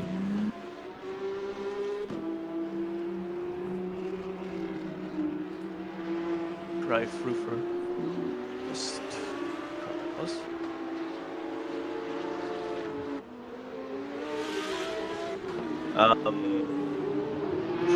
Drive up into 3rd in the class. So, but I don't think Karklubek has done a pit stop at all. They've done one drive. I mean, yeah, but I can see that they went into the pits 2 times. Yeah, we have this information. So it might indicate that they have stopped. I don't think it's possible, even in a Cup car, to stay out on the racetrack for 1 hour and 1 hour and 15 minutes now.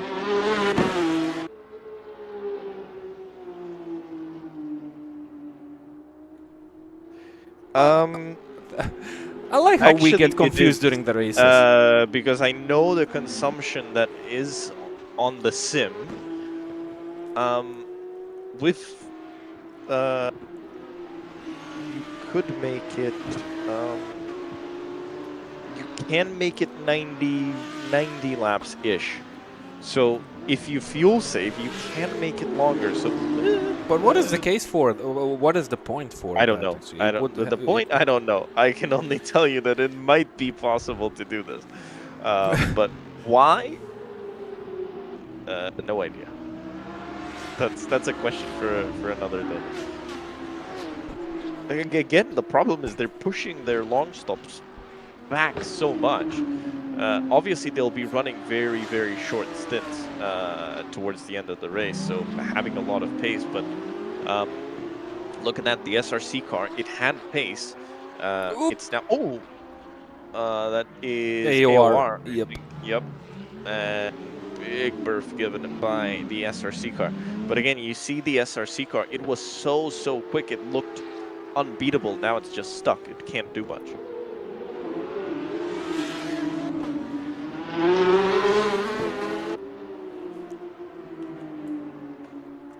Dream to drive up to P9. Still 1 lap behind the Karkelback. It's even more than 1 lap actually. Karkelback didn't do 1 long stop. Now, considering the situation of the Dream to Drive car, Edvinas will still stay in the car for at least, I'd say, 20 to 30 laps. More 30 than 20. And I wonder how their pit stop will go for the second long stop. I mean, will they get the same issue, or is it gonna be figured out?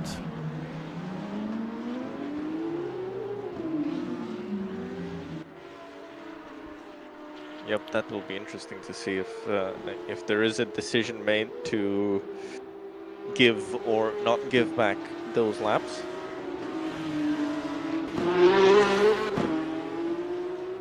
It's pretty hard for the drivers now, you know. You still have to perform, but it kicks your motivation down.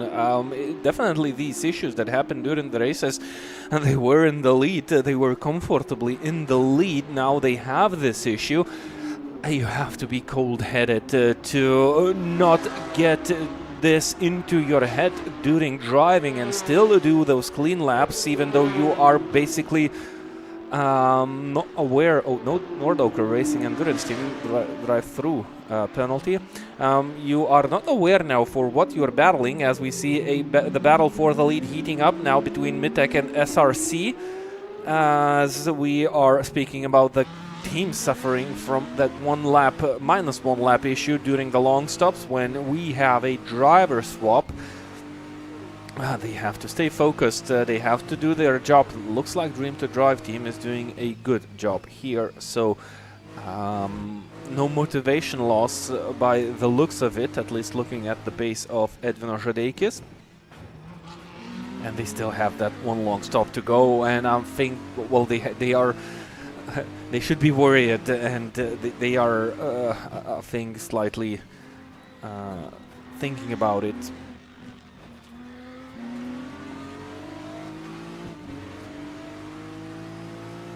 Yep, we'll see.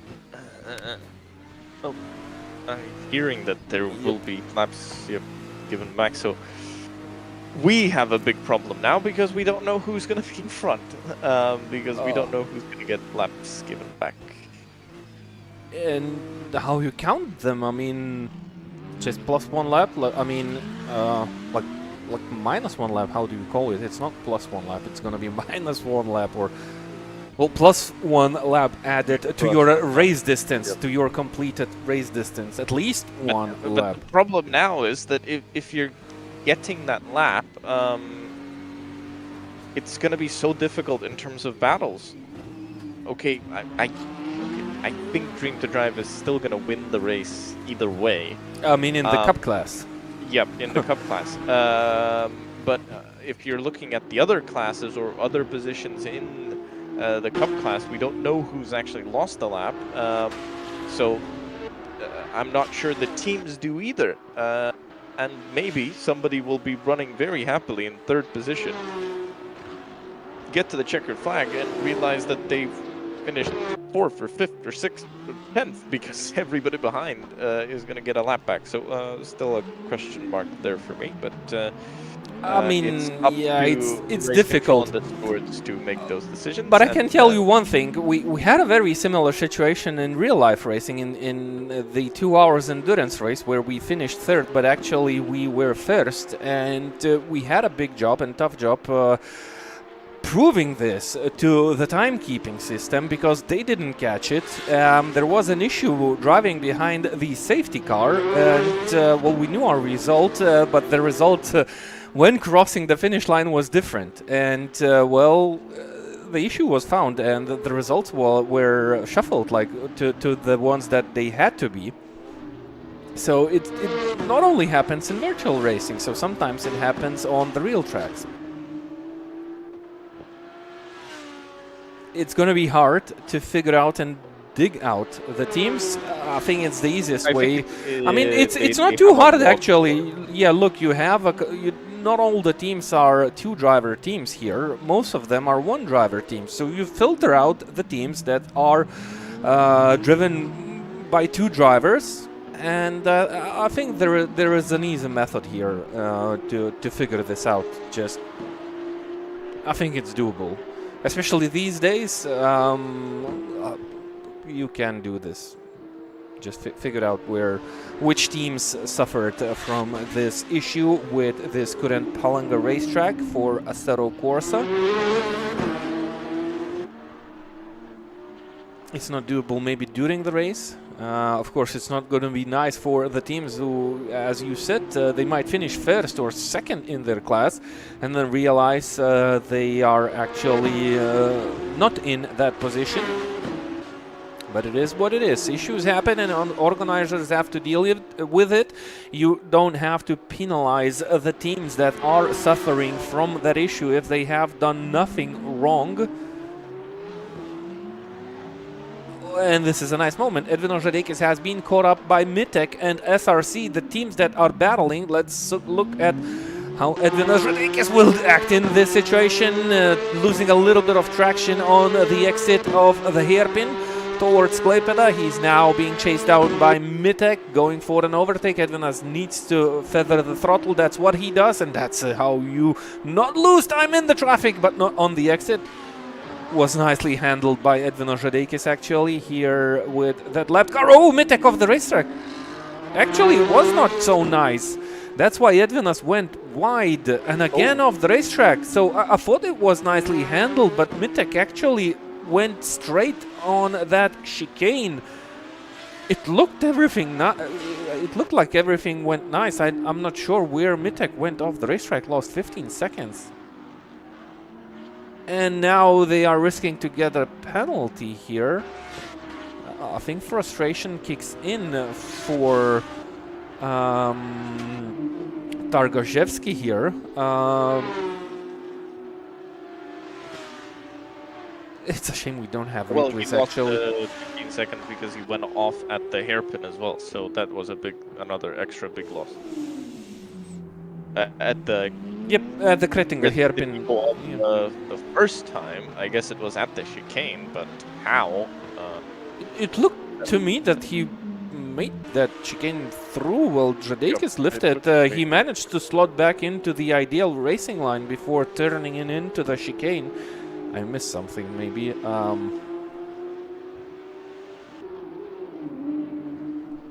Well, battle for the lead currently over in the GT3 class. SRC back at top and with 15 seconds ahead.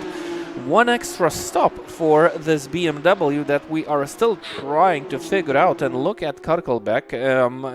They have definitely stopped. But then again, it was not a long stop. So what on earth is this strategy about? Can you explain? It's only 80 laps till the finish. And I have no clue what's going on anymore. There's different weird strategies. This one is probably one of the strangest. I have no clue what they're doing because he's gonna have to get past those other cars, definitely.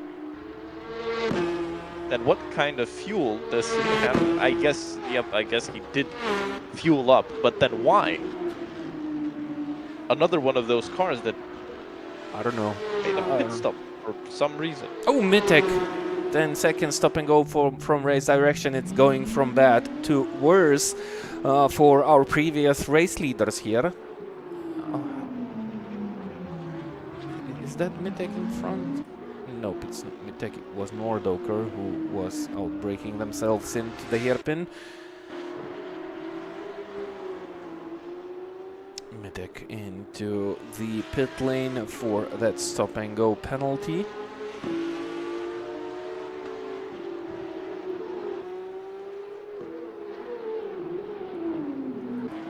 I wonder if Mendeles knows he needs to do 2 long stops. Maybe he didn't sleep through the night now and forgot everything. Maybe some. Maybe we should call him, remind him that because it's under 80 laps to go, so his stints are now. One of the stints is going to be under 40 laps. Oh, and he's smacking the wall.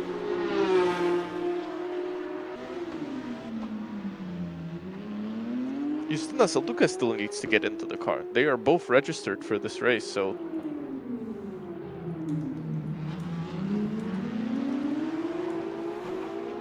I really don't get the strategy here.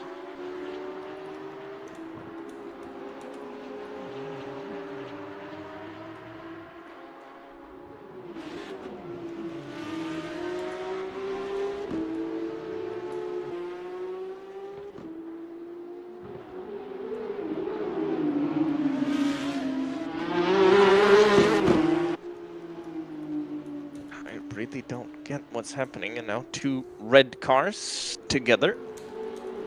And this Karkelbeck 409 team stays out for 1 more lap, so keeps on going. Yep. We'll see what happens towards the end of this race. How they actually come out to the track. Lap 124 should be that midway. Oh, and Mendeles just hit, I think, that Cup car. So lap 124 would be 2/3 into the race. So if you're splitting it perfectly, then this would be when you would hit, and I think probably Dream to Drive is one of those cars. I think they're just running it in perfect thirds. Ooh, late on the brakes for International Racing Team. This is for position, actually, with Vanago Racing Team. Oh, and they hit the wall on the exit, but they look. It already looked like they were going to get boxed in. Oh, down the inside of that GT4 goes Vanago Racing. This is for 3rd place, actually, in GT3.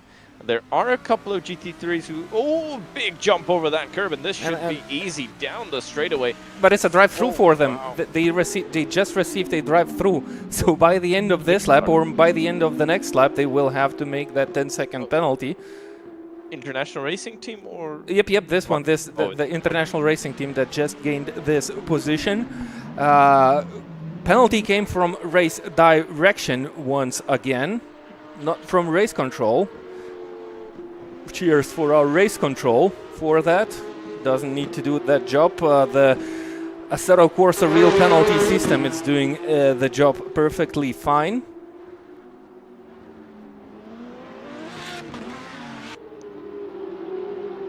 And as AOR Racing Team also have just taken a drive-through. What about International Racing Team?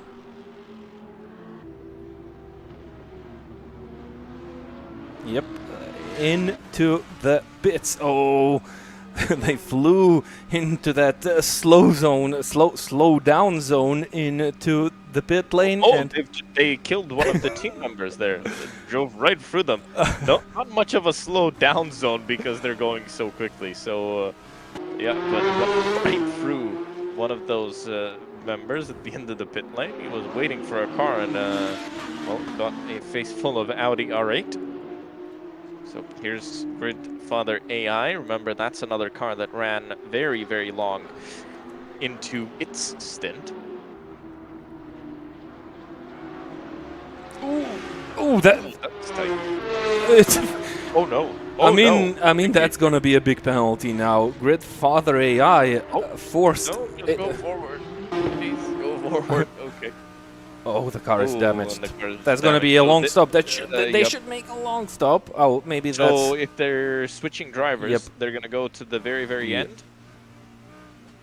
Yep. This. Look at that. Yep, they go to the very, very end and they disconnect here. So this is what Dream to Drive didn't do in order to not lose that lap like this car did.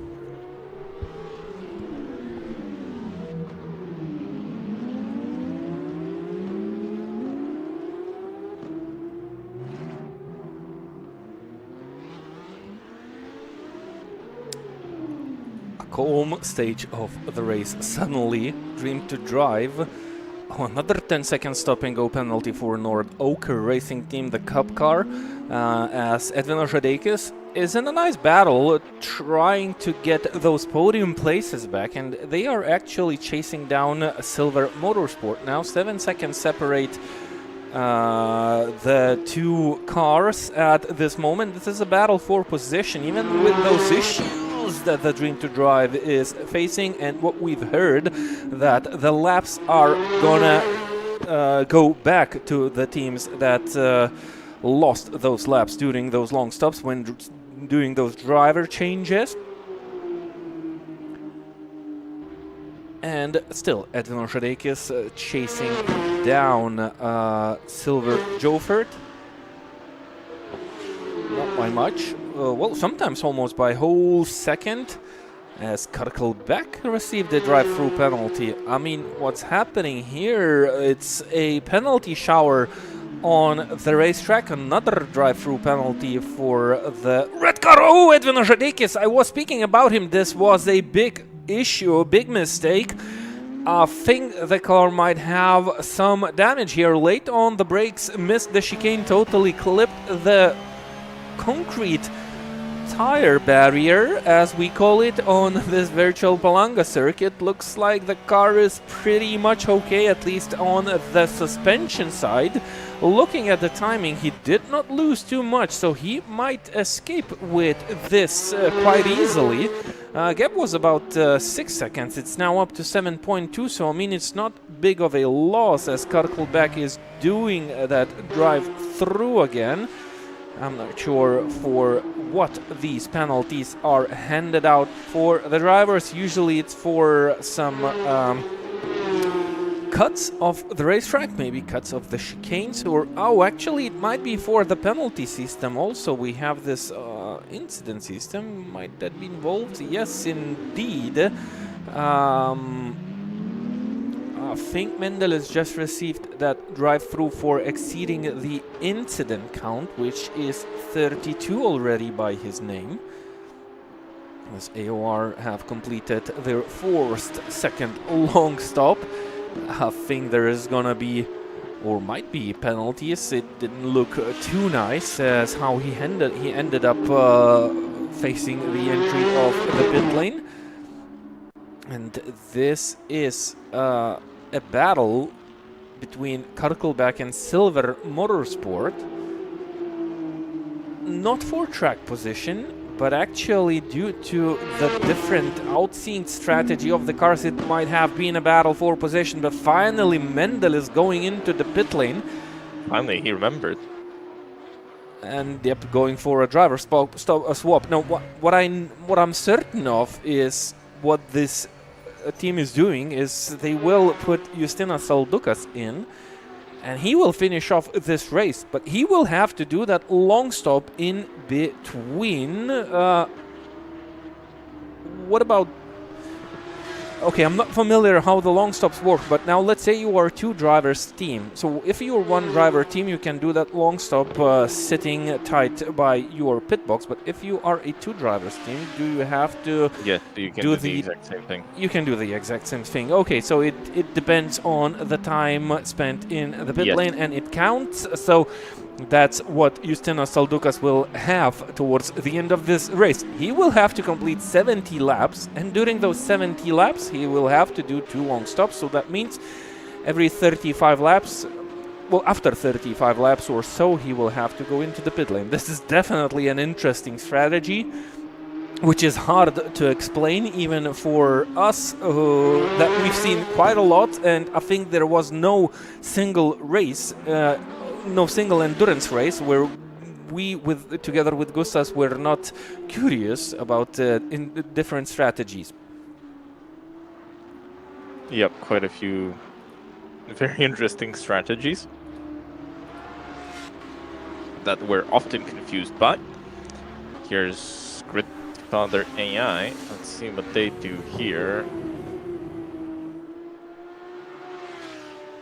What is, I guess this is a penalty?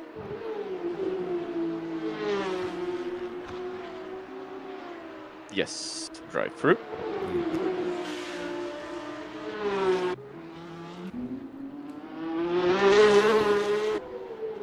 So here's a Dream to Drive, catching up to Silver Motorsport, but not by much. Obviously, a driver change in that car. There wasn't a driver change in the Silver Motorsport car. We'll see. Oh, to the barrier there. Should see this car coming in about 6 laps time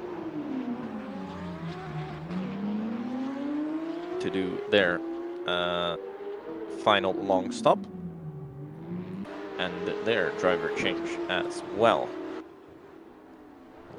Palanga Racing Team suddenly slightly more of pace. Remember, International Racing Team overtook them and then went straight into the pit lane for that drive-through. And they are now back to 3 seconds, less than 3 seconds behind. Long stop for Karkelbeck completed.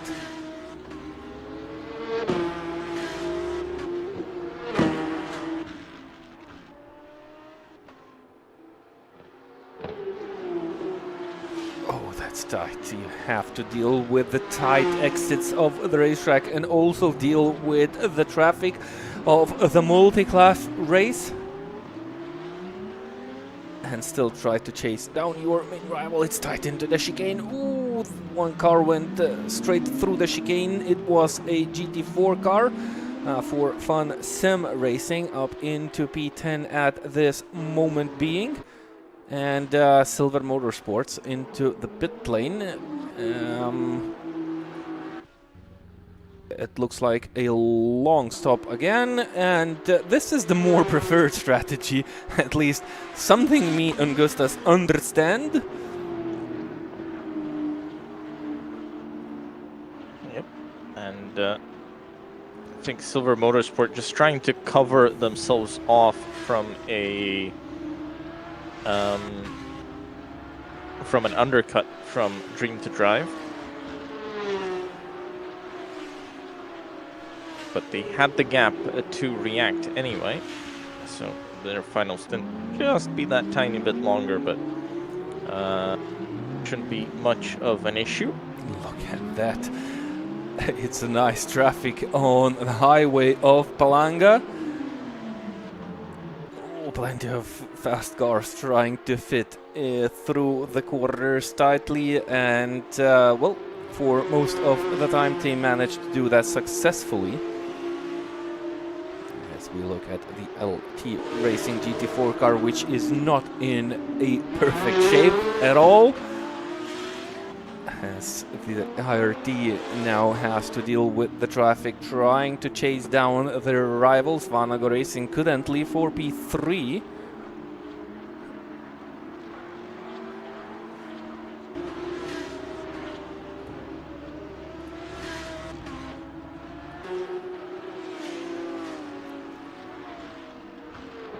now. This is a calm stage of the race at this moment, being still some mandatory procedures left for most of the team to be completed, and with these out-synced strategies it's gonna be a very interesting end to the race, though it should not change things too drastically. We have a couple of issues with the teams that are made of couple of drivers. Not all the teams have those issues with the timings, but some of them do. So even though we will see the final results after 66 laps, we cannot be guaranteed that they are final results, not only for possible penalties handed out after the race, but also for the lap issue during the driver swap. Silver Motorsport completed their second long stop, so a nice 33-33-33 strategy.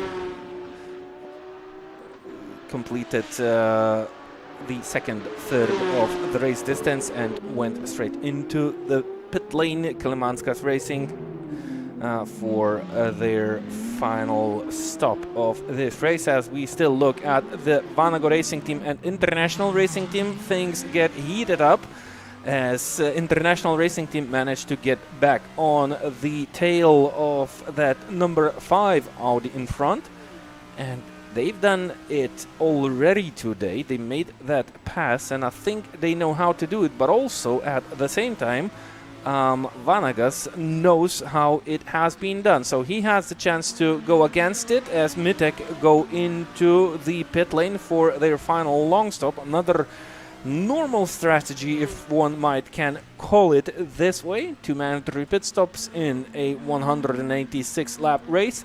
They have chosen the Vanago Racing into the pit lane. This is a nice move actually, and that's something that a normal strategy would offer. Maybe Vanago Racing Team could have stayed out a little bit longer, just trying to hold on, to hold off the attacks of International Racing Team. But this decision was also quite usual strategy. You see a faster car approaching you around your pit stop window, you just adapt and go into the pits and try to shake off any risks that might happen on the racetrack during an unsuccessful attempt of overtakes. So that was clearly done by Vanagas, as Šetikas stays on the racetrack. He's now 1 lap down on Sviderek, the SRC racing driver, who is now enjoying the traffic on the streets of Palanga, or the highway near Palanga. And this car is on a different strategy. Not so different as the Kirkelback team strategy is running. The Kirkelback team is running a different strategy, but the SRC are also on a slightly outsynced strategy on this Palanga race, which is half of the distance of the real race, happening 1 week after this event.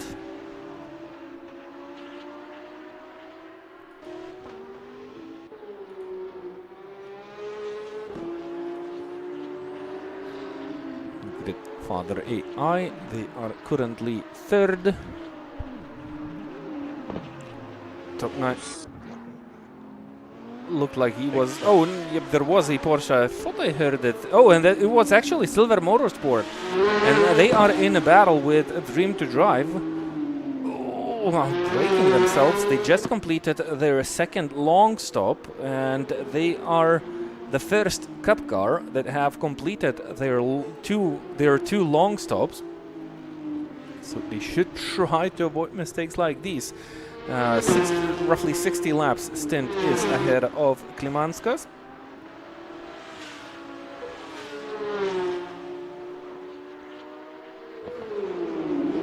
Oh, it's okay. It's not. It's Silver Motorsport. I'm already confusing names here, so that means this race is getting a tiny bit too long. Oh, Silver Jofert hitting those curbs and sends the car flying. Nord Oaker team is right on his tail in a GT3 class. Dream to Drive up to P4.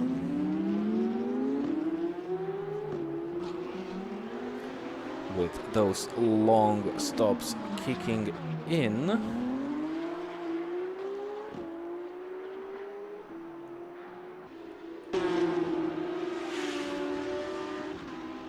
I mean, Vanago Racing Team is out of the pits already with that long stop. What about Mitek GP? Mitek having issues. Oh my, it's a 4-minute stop. Yep. So too long. Does Assetto Corsa have repairs of 3 minutes? I don't think so. Why did they take so long in the pits?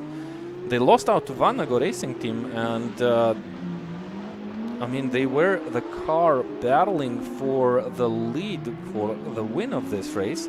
They had issues, but still, that's interesting. Dream to Drive going into the pits now.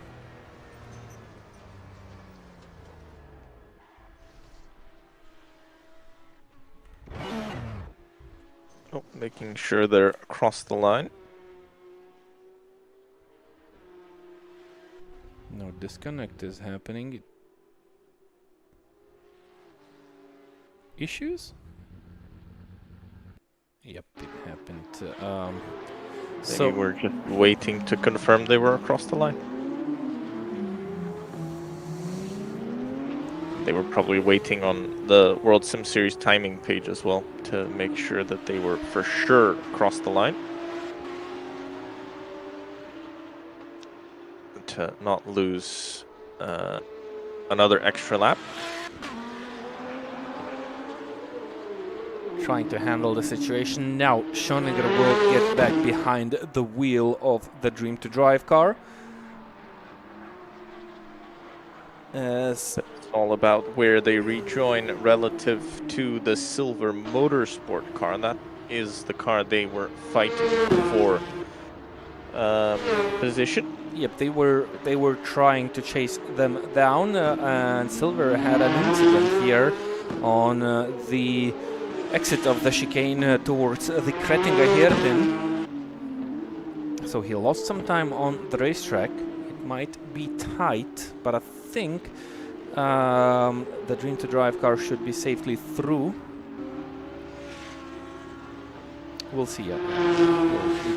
It's gonna take time till that car 11 will start moving again. Schoninger already sitting behind the wheel. What happened in the background?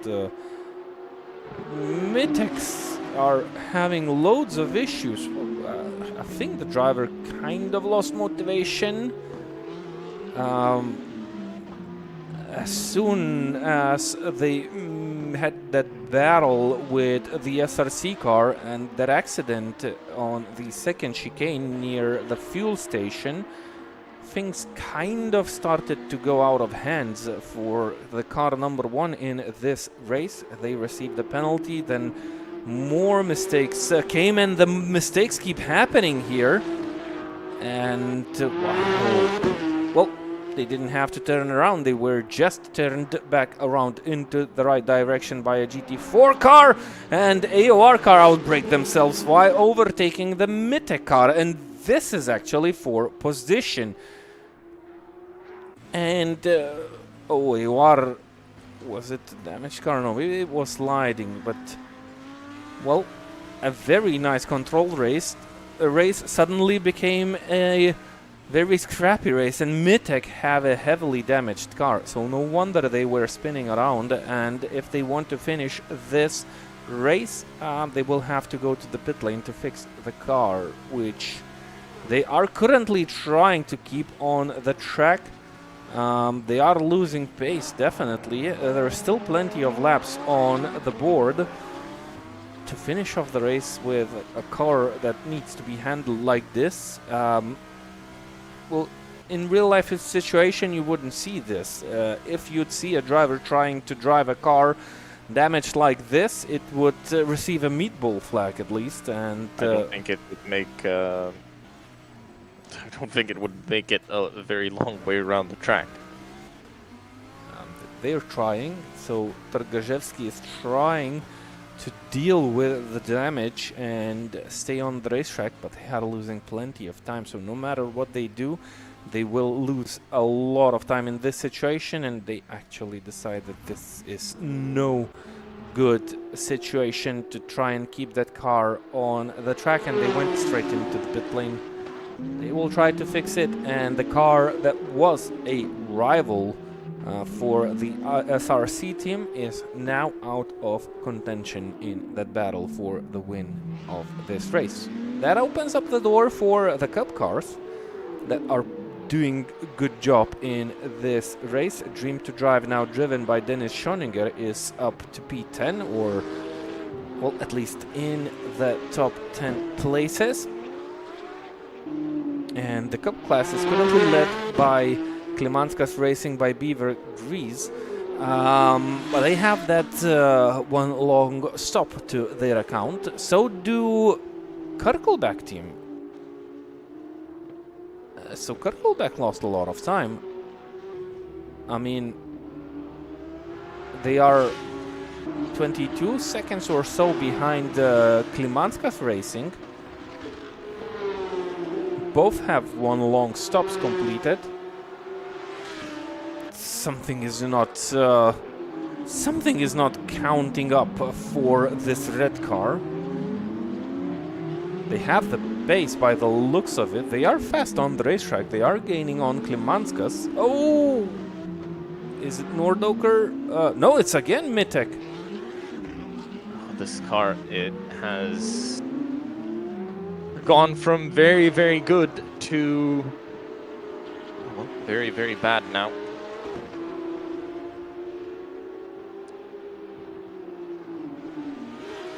Very unfortunate for them. It was a good start to the race, a good first 90 laps or so, and it's just gone away from them completely. They lost almost 9 seconds in this lap. Looking at the delta of the on the dashboard of this Audi.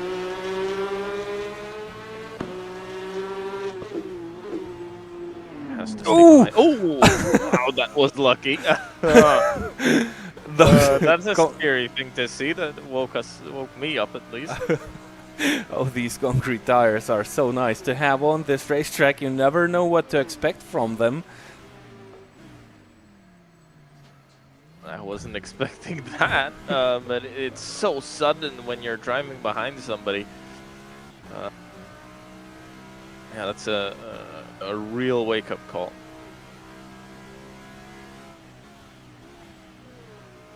Car looks nice. I mean, we know that it can be very fast.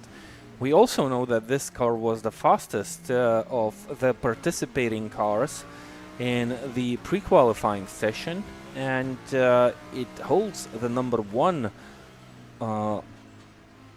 on the sides of the car and on the hood.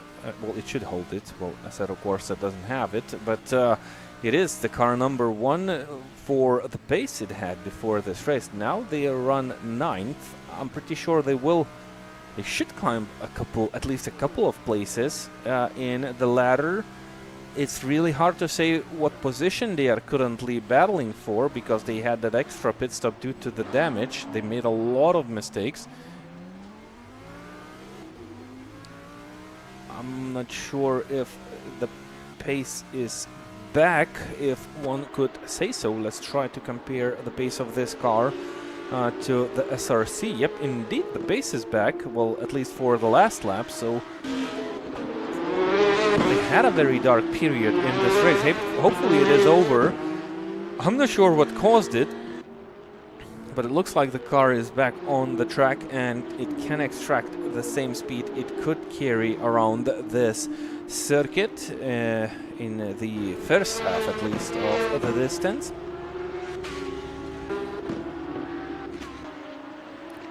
Lap 123, lap 124 and lap 125 lost a lot of time. Now they are matching the pace of the leaders, so everything seems to back to normal as it was for this car, except the position on the track. they are still in a battle for something, but having an endurance race with these kind of different strategies shuffles the order around quite badly. It becomes very and difficult. especially since we know that laps are going to be returned as well for what went wrong in those pit stops.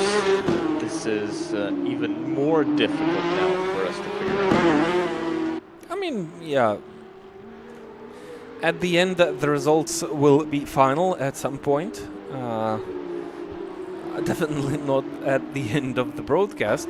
Well, maybe at the end of the broadcast, which I doubt. As another different strategy running car is on our views. That's the Karkelback 409 driven by Justinas Saldukas at this moment.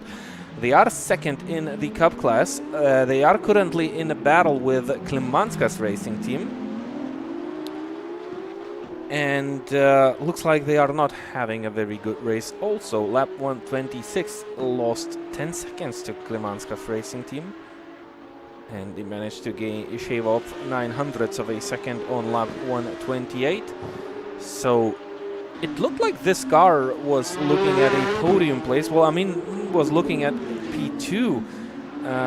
They were the second fastest Cup car at the beginning of this race. Only slower than the Dream to Drive car driven by Dennis Schoninger.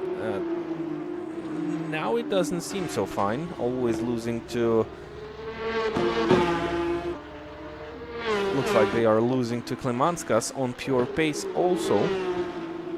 And they are both now on the same long stop strategy. Both own one long stop.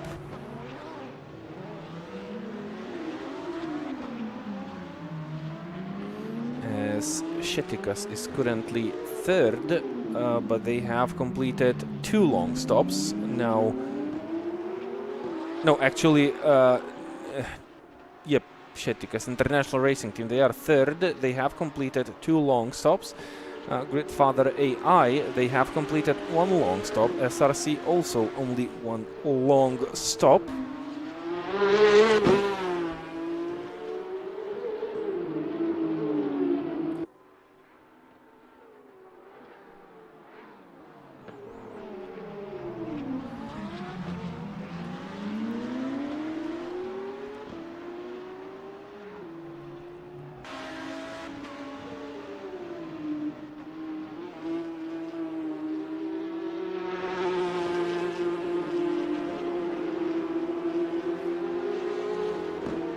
This car, it was fighting for a podium position before. See where it ends up. Once we get to the end of the race, 50 laps to go around Palanga for the race leader. As he just crosses off another lap, the SRC car. Oh, that's tight. That's tight with one of those Audis, and another slow car heading down from the bridge. It's a slow lap for this Porsche Cup car. Dream to Drive pushing on in 9th overall at the moment.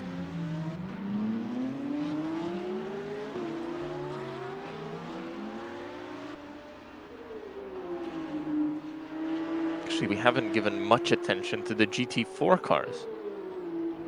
In terms of battles, only one car that is doing a long stop right now has not completed all of them yet. So Latvian Lightning Locomotives lead by 42 seconds ahead of DV Sim Sport Racing. Then it's LT Racing who are doing their final long stop right now, and Dr. Esports Club are coming in, are running right behind them in 4th spot in that class. So GT4 still led by the car that started on pole position.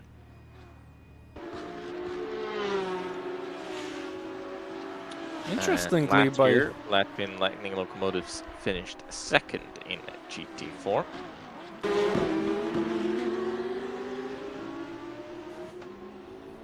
Last year's winners of the event overall were Dream to Drive with a Porsche Cup car, the highest GT3 car, only finished fourth.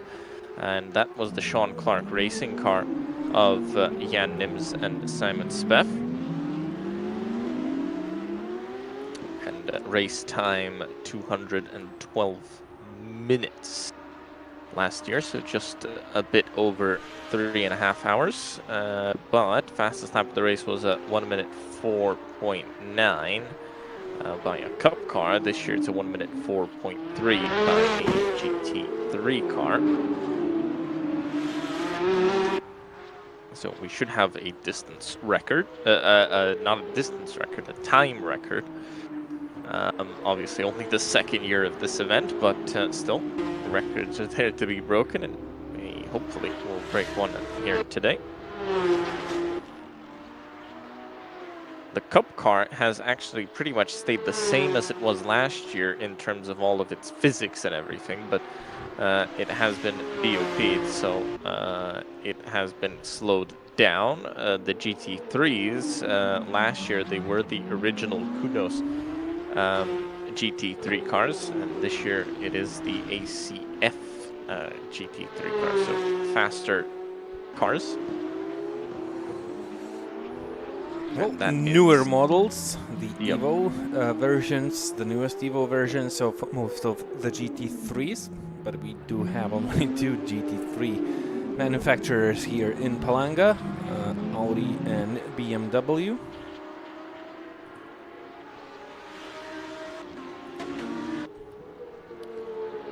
Yes, SRCs are in the pits, but not for long anymore. They got moving again out of the pits and should stay in the lead. Still trying. Oh, still completing that long stop.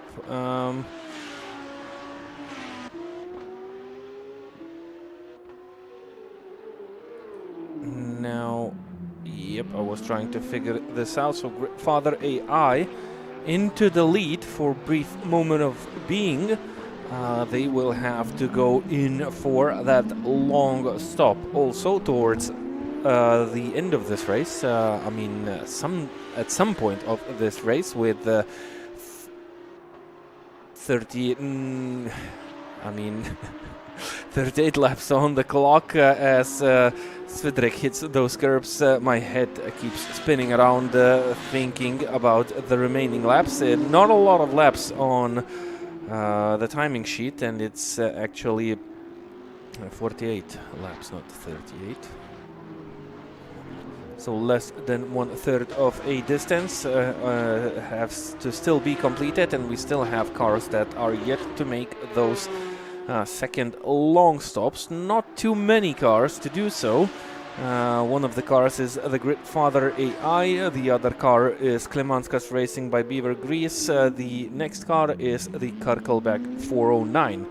All the other cars have already completed those long stops, so Gridfather AI will lose a couple of places. Now this is the biggest question in the Cup car, as how the cars will finish off this race after those long stops will get completed by Klimanskas Racing and Karkelback 409 cars.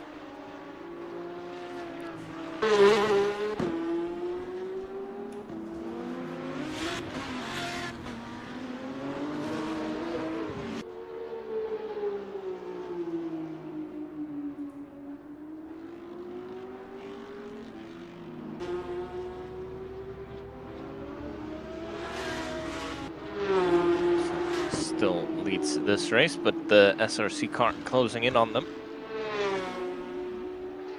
And obviously Gridfather AI owing that extra long stop. So SRC actually looking at the long stop, so Gridfather AI, Klimanskas Racing, Karkelback, and that's it. those are the only cars that still owe us a final long stop with 47 laps to go.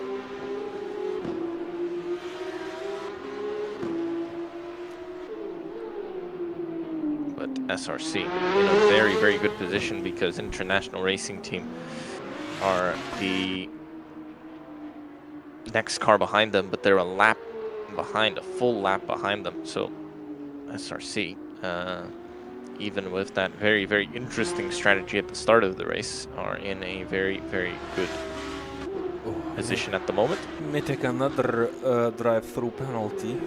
It seemed that they finally found the pace back, but no, issues continue here for car number 1.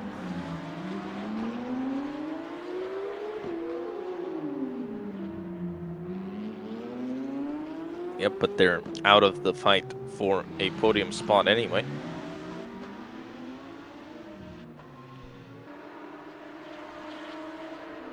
Still waiting, obviously, on Karkelbeck and Jamanskas Racing to complete their long stops to see, well, we do know that Dream to Drive will lead the class, but we'll see where the other cars line up after that final long stop.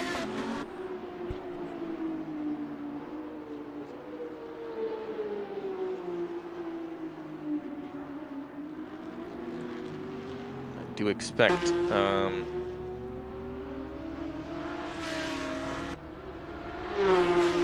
Klemanskis Racing into the pits, so this should be their final long stop and final pit stop of the race. Now, this is an interesting situation. AOR Racing Team behind the Gridfather AI car. And SRC is right behind the AOR. Oh, almost a spin for the AOR car, which now has to let the battle for the lead go on. Obviously, only a battle for the lead because of how the long stops have shaken out. In reality, this is a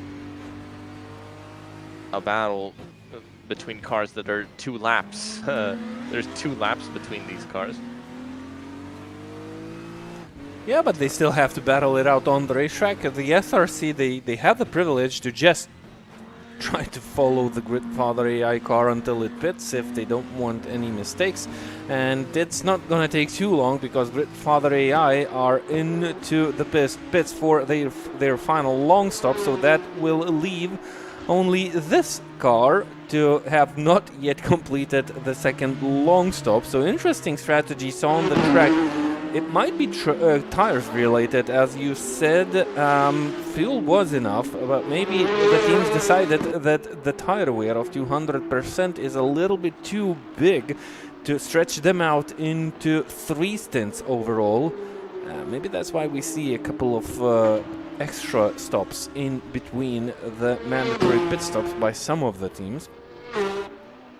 Still very interesting strategy by this 409 car, but well, we'll see how they end up, because, well, they ended up behind Klemanskis Racing, even though they are currently in front. Still, this red car will have to go into the pits, stay stationary for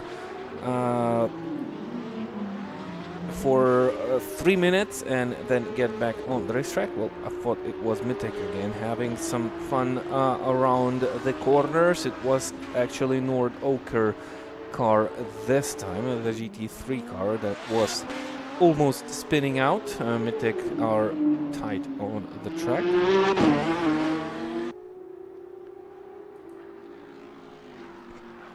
Now, the last question in the GT3 class will get some answers after Razanauskas will exit the pit lane, but it looks like the IRT, the International Racing Team, with Shetikas behind the wheel, are slotting up in P2. Oh, another car. Yeah, that was again the both cars running quite close to each other. The Nordoker and Mitek, the cars that wear the same liveries, so really hard to tell which car is making mistakes from the distance.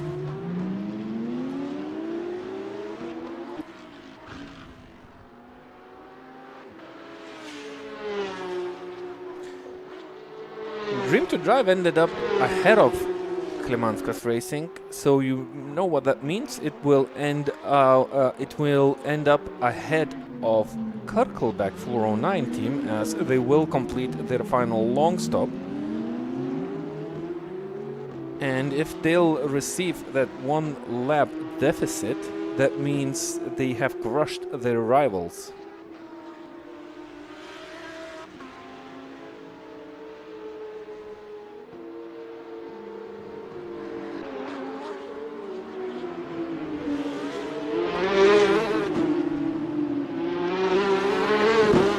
Team have just completed 3rd out of 2 mandatory long stops. So some teams are having fun in the pits.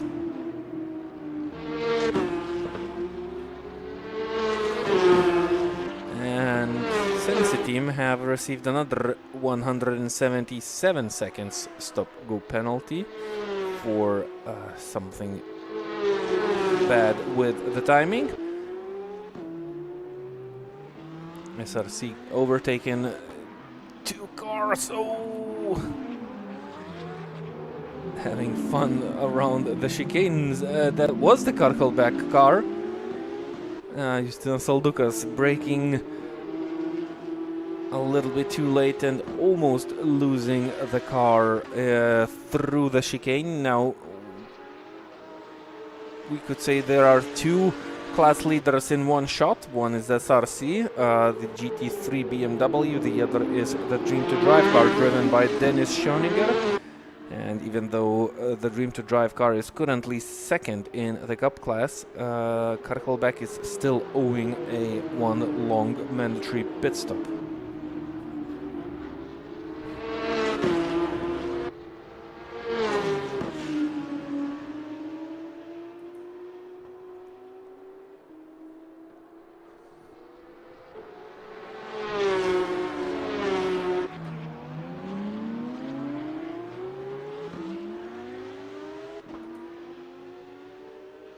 Yep, so still 1 long stop for what is the final car to owe us a long stop in this whole race, except for one which has retired. And a big traffic jam now behind it, as they let the overall race leader through. Oh, and a big jump, and almost into the wall now, and not almost into the wall. And are they stuck? Nope, they keep going. But a big mistake here, and I think this might be the time where they decide that it is better to go into the pits. Chance of a repair as well. Less than 40 laps to go in this 2026 edition of the Aurum 1006 Thunder Esports race. No, says Justin Saldukas, doesn't come into the pits.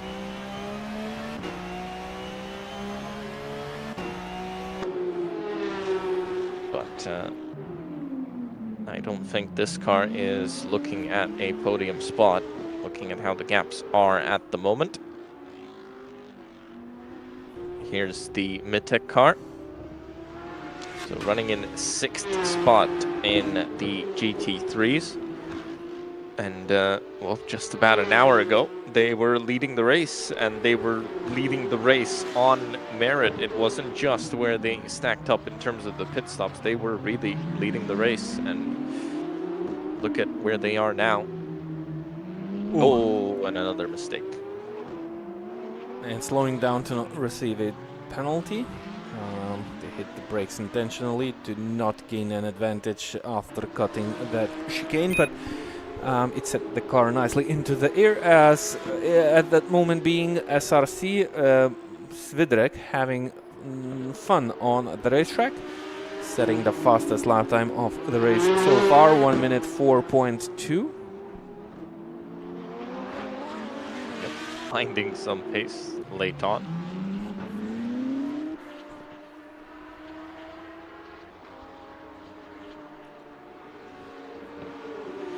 And it's more just for fun here. Karkelback disconnected from the server. were they about around the pit lane entry? Still nobody connected to the car.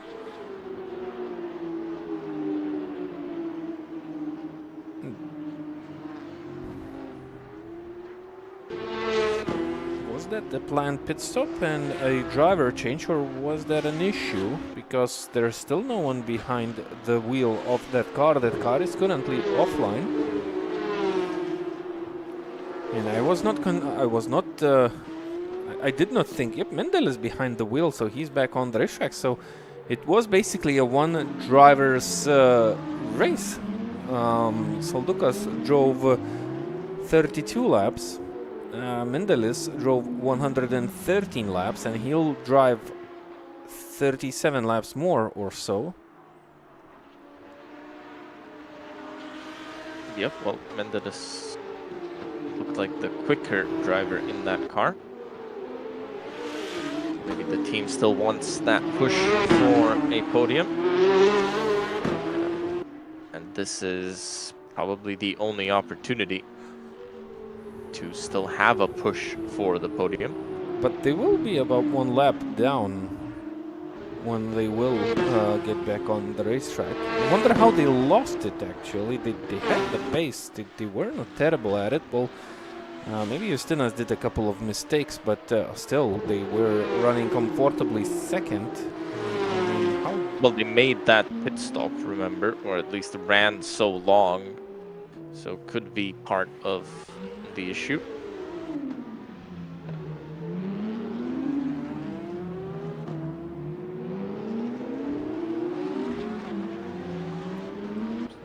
Strategy could play a part here. We'll see how far back they will really be.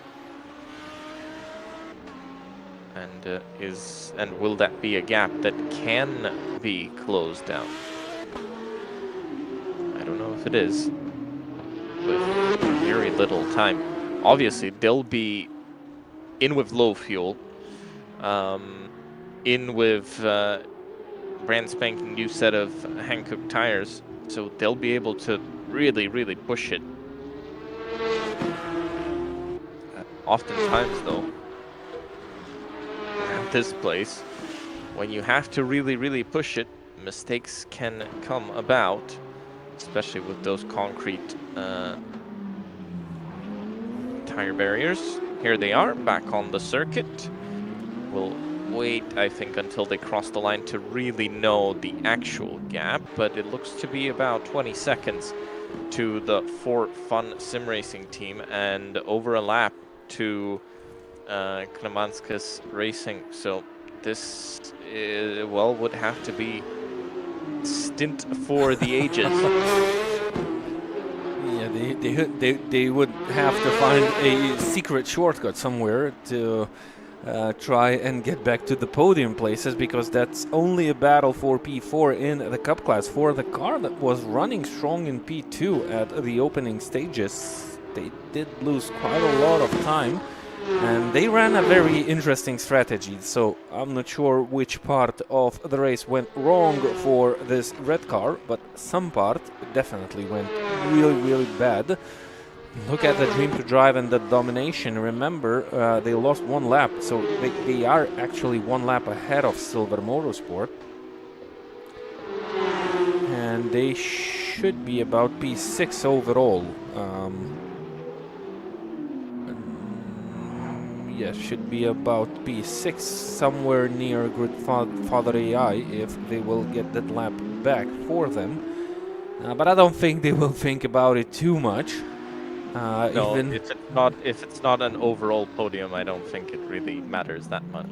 Yep, it doesn't matter at all. And do we have an overall podium? Just No, I don't think so. There is no official overall podium yet. I think it's more bragging rights to say that you need to get on the podium. Exactly. I'll try and read through it, but yeah, there's nothing for overall. It's only the top 3 from each class, and they'll get a trophy on the award stage for the trophy. 1000. Ooh, that's worth. Both the drivers will be there actually in Palanga. I wonder if the overall winners will be at Palanga, or will they? I mean, only overall top 3 finishers will get a podium. All class Each finishers. Class, yes. Oh, yeah. Each class gets a trophy there. So. So they will enjoy some trophies there on the stage in Palanga. So it's time to look through the participants. So Silver Jofert, running second in the Cup class, is from Estonia. You could expect Silver visiting Palanga. We know that Silver Jofert is an active race participant. He works at the Porsche ring in Estonia, so he might visit Palanga. Now, Latvian Lightning Locomotives, driver from Latvia, they might go to Lithuania to get on that podium. And currently third in the GT3 class is the Docta Esports Club, driven by Lopez from Argentina. I don't think he's flying over for that trophy. I don't know. Might have to mail it to him. It's summer. I mean, if you want to have vacation, participate in a race event as a spectator, as a VIP guest maybe, you have the time for it, so why not? It's actually a longer flight than the race will be. So. Yeah, 2 times longer because you then have to go back home after the race finishes. The real endurance race would be the flight over. Okay, so 30 laps to go? Yes. Once they cross the line this time, it will be under 30 to go. Here's your overall race leader. SRC over a lap ahead of everybody else. And while we were confused about their strategy choice, and I think it's still wrong, unless something crazy happens, they will win this race and in dominant fashion as well.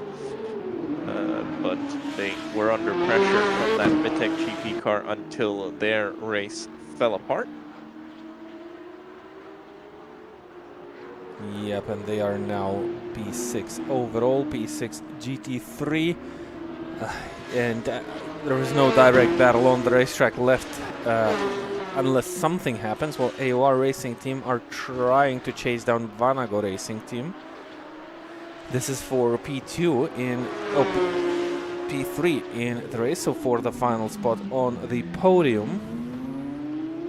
Yeah, but it's still quite a big gap between the cars and not easily manageable, especially when the base of the cars is similar. We can actually look at it. So losing 1.5 seconds on lap 151, then gaining 1.97 seconds on lap 154 for Vanagas Racing Team, or Vanago Racing Team. Oh, and speaking about mistakes, AOR Racing Team trying to chase down Vanago Racing Team have just made a mistake, clipped that curb on the chicane, sent the car flying slightly into the air. Nothing too bad here in this situation. Clipped the barriers, continue driving, but losing time and losing hope for finishing on that final step on the podium.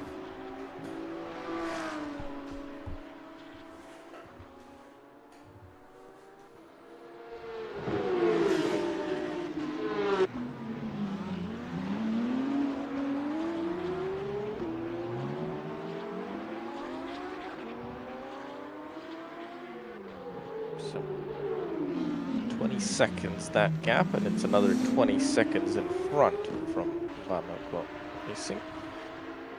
Or maybe more, we don't exactly know. I think it's about 20 seconds, should be maybe Yeah, something like that. It's difficult to say because the gaps really go up and down around this circuit.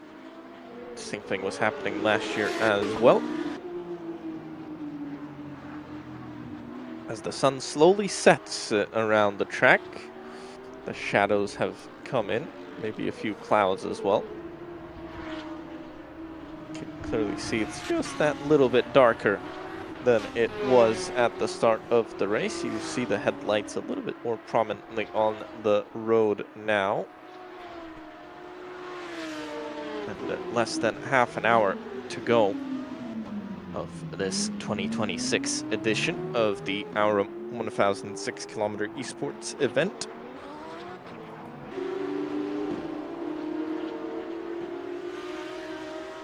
Would have been nice if we had safety cars this year. Would have brought in a new dimension to this race. I mean, endurance racing without safety cars is usually a big gap race situation at the end, so definitely safety car feature would be a nice addition to virtual racing, at least for the sake of racing. Maybe next year, one can hope.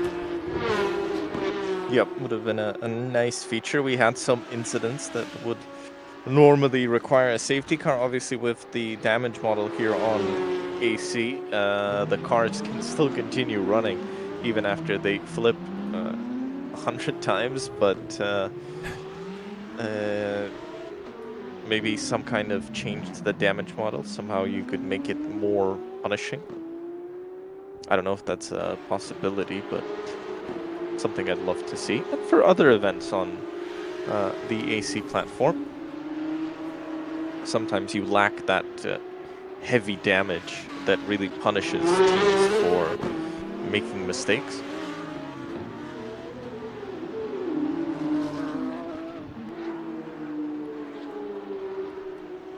You almost never see cars really retire because of damage. Actually, car behind this one, the Porsche Cup, and they almost smacked the wall. I think maybe falling asleep. Oh no, the car behind is running with headlights. I thought it was running without headlights because headlights are mandatory in this event. That's Klemanskas Racing, currently third in the Cup class. Oh, it's a big traffic jam there. I saw Audi going very, very slowly.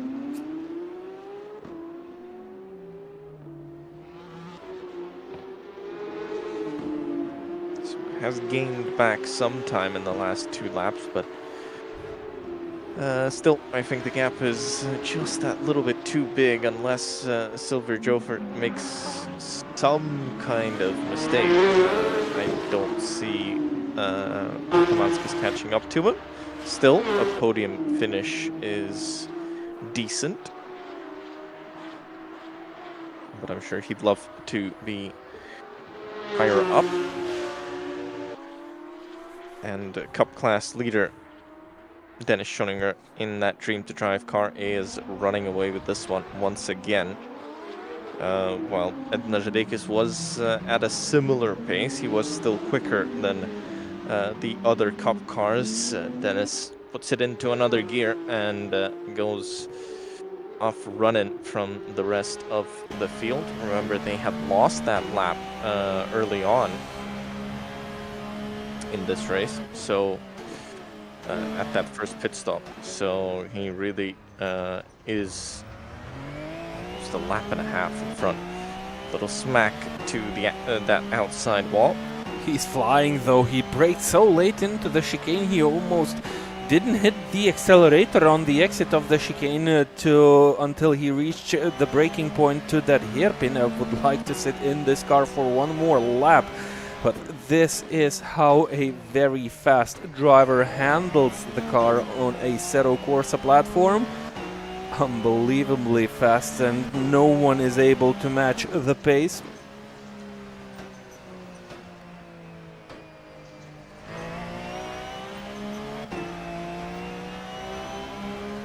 Again, the final quarter of the racetrack. nowhere near hitting that high curb on the exit of that final corner. And once more into the first chicane. Braking so late, accelerating just for a fraction of a moment to keep that pace steady, and then hitting the brakes hard before turning that car around. And he's doing magical driving here in the Cup class. Actually, let's look at the best laps of the drivers. So 1 minute 5.8, the fastest lap time of Dennis Schoninger. The next fastest lap time we see in the Cup class is almost 1 second slower. So that's how you gain the lap that you lost on the racetrack without losing position. He's 1 lap short. The Dream to Drive car is 1 lap short on distance, and they are still in front.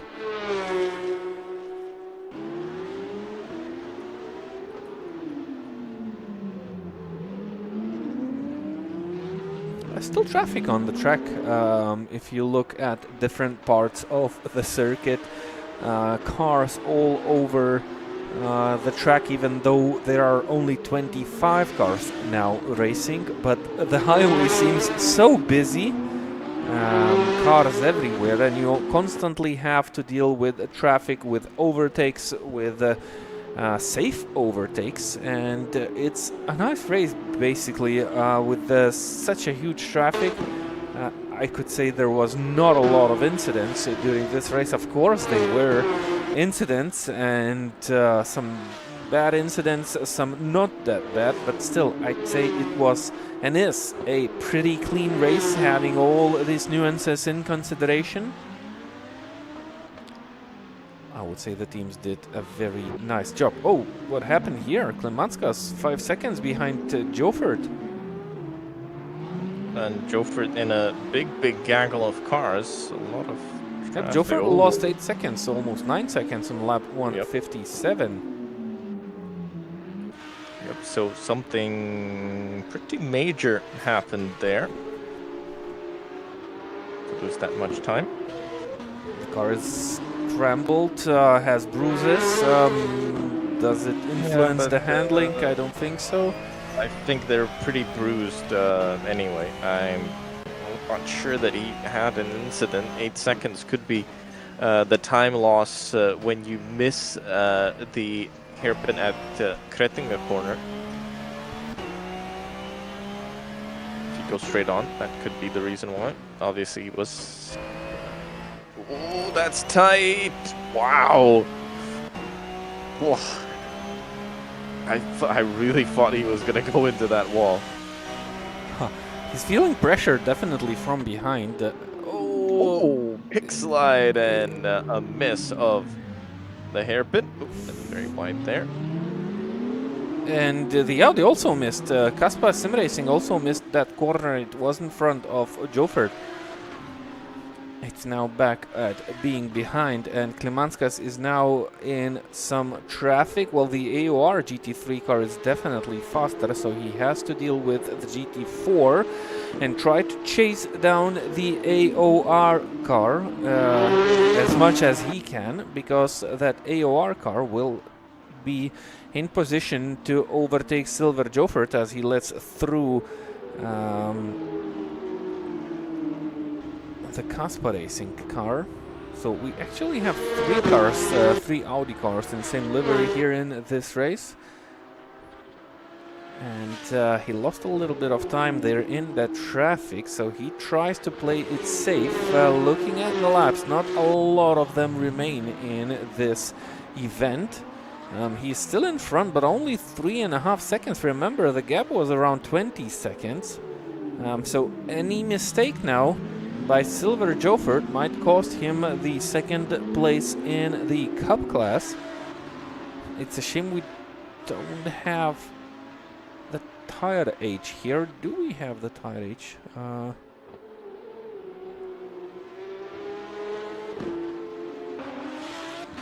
It's good on tire. Nope. Tire age is still being calculated as it has not been changed in the pit lane, so no reasonable info here. Well, Klevanskas definitely has newer tires. By Yep. around 15, 20 laps, I think, something like that. Because I remember him pitting late. He was earlier in than Soldukas, but definitely later than Silver Motorsport, who was actually the first car of that top three to come into the pits. They pitted about 5 laps earlier than the Dream to Drive car.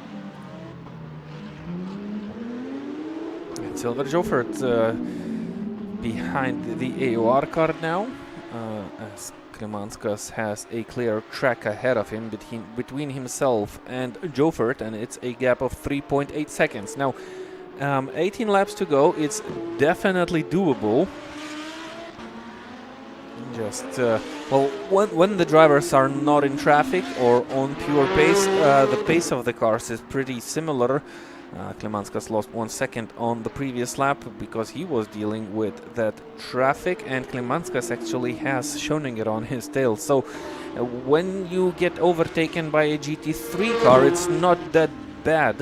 You can lose tiny amount of time, but well, he'll be overtaken by Schoninger, and that's gonna be a more difficult task for Klevanskas to not lose too much time in that position swap.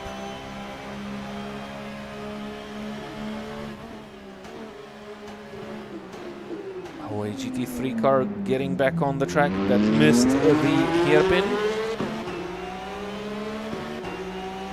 Driving again with the fastest cup driver of this event, Dennis Schoninger, sitting right on the tail of Klevanskas. This is gonna be a swap by 1 lap. And actually, look, if Schoninger manages to overtake Klevanskas and then Silver Joffert, that means he'll finish 1 lap ahead of his nearest rival, minus 1 lap that he missed during the pit lane. So 2 laps in front of his nearest rival. It's gonna be tight. Yep. Ooh. That's where you lose a bit of time in traffic, so Schoninger had to lift off while dealing with the GT4 car. Joffert, 2.5 seconds now between Klevanskas and Joffert, and battle shaping up definitely. Remember, the tire wear is 200%. So if Klevanskas has at least 15 laps fresher tires, that means he has much fresher tires than the ones are currently on this 23 car? No, it's actually the number is 16, but we have number 23 on the right side of the car as a livery. It's a shame that the numbers do not match up in the AC platform.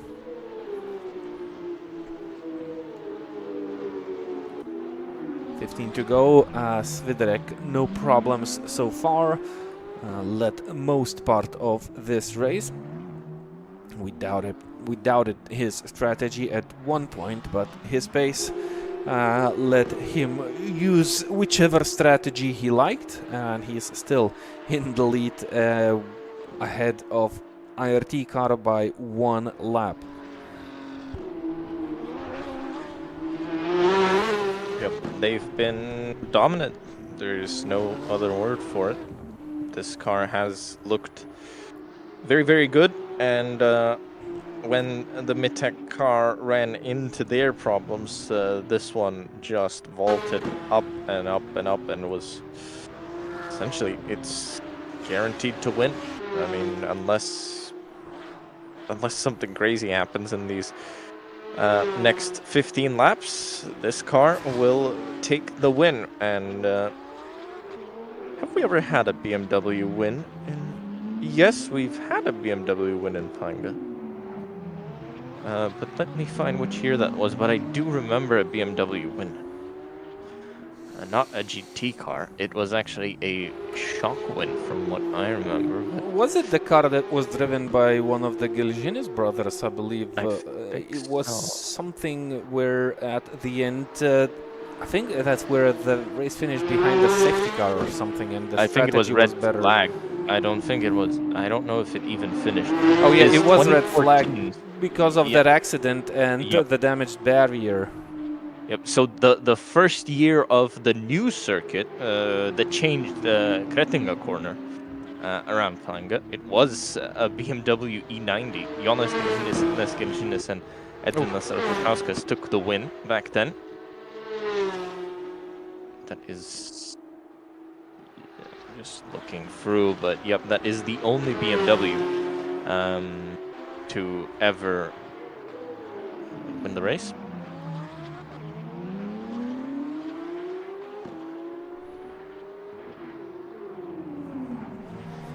So it's gonna be a BMW on the virtual track of Palanga who will take that overall win this evening after completing half of the distance that the real race is taking part.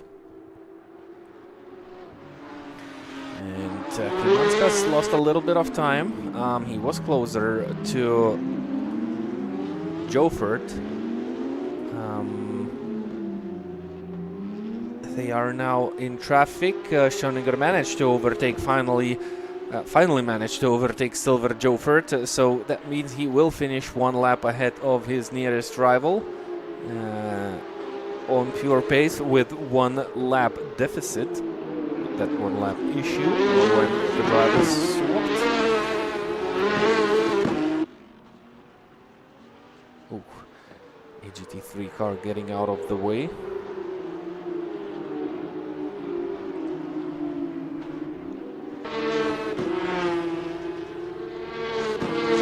Most wins at Palanga by Porsches. They haven't won for the past 4 years. It's been Audi and Mercedes winning, sharing 2 wins apiece.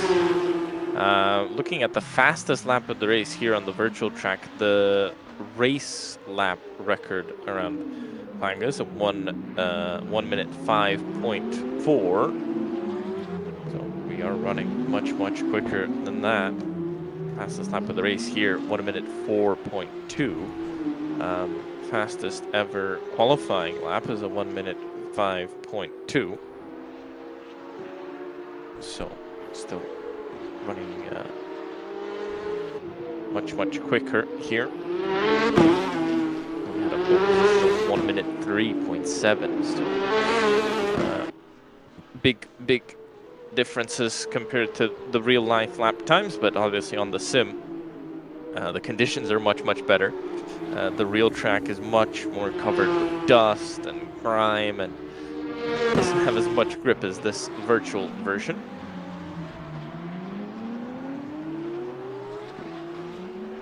Especially the first tests.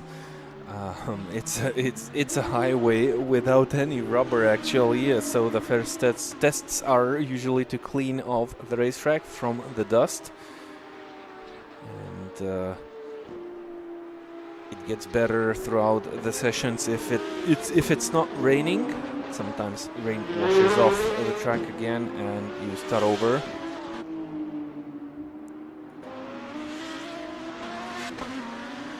As 11 laps to go, Vanago Racing Team and AOR Racing Team are actually trying to figure out another battle for the podium place. So Klimanskas chasing down Silver Motorsport for P2 in the Cup class. It looks like AOR Racing Team is trying to catch up with Vanago Racing Team for that final spot, for the final step of the podium, and they are doing a brilliant job as Nord-Oiker is trying to get into the mix in this battle. A couple of lapped cars here. Well, 1 second per lap. That means they will have the chance to battle for the podium place here. As Klimanskas also gets a little bit closer, well, he was a little bit closer to Silver Motorsport. It was less than 2 seconds. After that hairpin, it got back up to 2.2 seconds between the cars.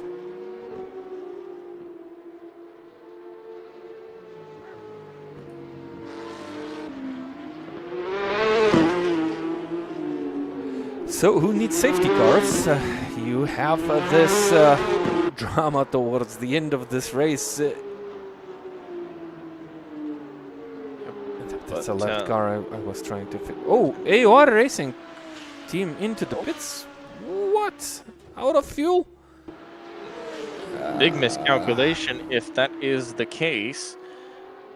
It's a long stop also. Well, splash and dash, 9 laps of fuel 9 laps of race require just a splash of fuel. Maybe they're changing tires. Accident? Oh, maybe the tires. Yeah, maybe an accident. Maybe the tire exploded. I don't know. No, I mean maybe they made a mistake and they're changing tires. That's what I meant. That they didn't tick them off. Oh, yeah, that happens.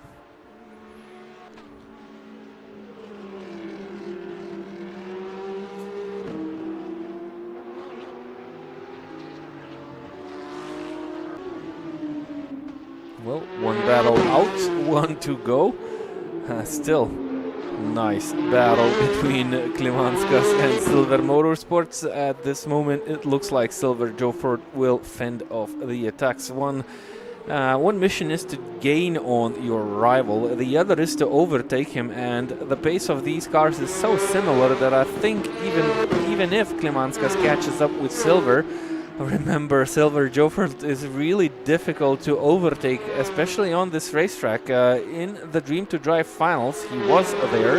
Anybody is difficult to overtake around this track. And he's going to get lucky here. Well, he's in a good position with traffic here as he gets in front. Oh, Jofford making... And he makes a huge mistake into the wall, and he's going to lose the position. Oh, a little bit of extra contact. But Klimanskas gets in front, and, well, I was saying he was going to get lucky with traffic. He did, and Klimanskas was stuck behind the GT4, but that's how quickly these positions change. And also a drive-through for him. Into second. And, yep, and Silver Motorsport received a drive-through penalty also in this incident, and I think it happened due to the incident count. It's 32 now on the driver's account. Actually, I forgot what happened to Parkelbeck that they haven't caught up to the 4-Fun sim racing car. I thought they would, because I mean they were definitely quicker, and I see that Parkelbeck are now over a minute behind them. You see, so probably an extra pit stop or something. Because look at the gap, it's huge, and they've lost a position to one of the GT3 cars. They're only 20 seconds behind the 4-Fun sim racing car. Yep, they're over a lap behind now. So. No idea what happened. I don't remember. Yep, anything. Something with the pits. Well, no, they had two. Did 2 long stops?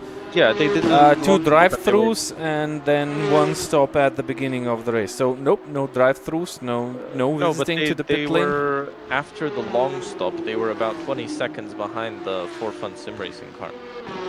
So how are they a lap behind now? Too bad we don't have replays here, because we probably would have seen something happen to that car, because clearly... Oh! Maybe something like that happened. Something like that. Wow, and... well, it's incredible that this car can just drive right off. It just flipped, and it had a massive crash, but no problem. Oh man, and I think it was Gridfather. Almost straight. And I think it was with the Gridfather AI. It doesn't turn. It's it not doesn't really turn. turning right. It's not. Where's he gonna go? It no, worked. it's turned. Oh, no, it's actually turned. The car still turned somehow. I mean, actually, just this weekend, Dream to Drive had a huge crash with one of their Porsche Cup cars, where the car flipped many times. It didn't look like this after the crash. That's for sure. It didn't look like... I mean, this one doesn't look super drivable, but I mean, it's still... 4 wheels are on the car, and it's somehow... And he'll continue. Oh, yeah. I mean, it's just 5 laps to go to the end. the real car that crashed, it was definitely not going anywhere. And it was not funny at all, actually. No, that it wasn't crash was funny. definitely This scary. one was, but this one that funny. one wasn't. This was one funny. Yeah. I never seen cars flipping vertically, so. I mean, it hit a that curb. It's huge, massive. So and maybe it clipped the concrete tires as well. It is. This is a funny track and a funny crash as well, but not that long to go. This is your race leader. They've been the race leader for a while, and they haven't flipped. They really haven't made any major mistakes, except for what we thought was the strategic mistake. Apart from that, this car has been clean, and not that long to go for them. Yeah, clean and unstoppable. Their fastest lap time is 1 minute 4.2. The second fastest lap time belongs to Mytec GP. It is 1 minute 4.6, so 4/10 faster on the fastest lap. It's not such a huge gap or pace difference that the Dream to Drive has. What's happening with Mytec? So Mytec pits and Dream to Drive goes up into P5, into P6 overall. And looks like that one lap difference will not change their position at all in the overall standings. Still, they did a brilliant job here.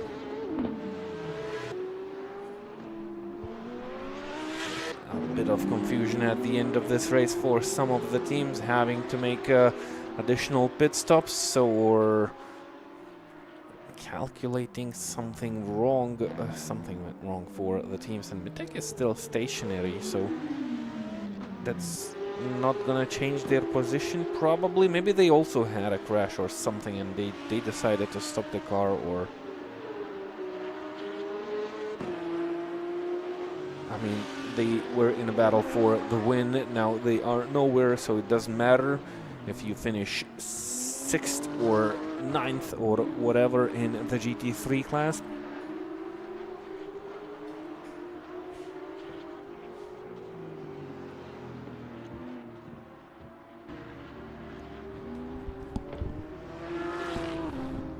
Martin Sviderek just enjoying the final moments of the Aurum 1006 kilometer esports race, which is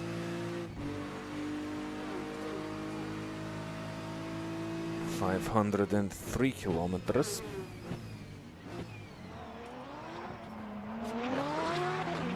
Shorter than half the distance of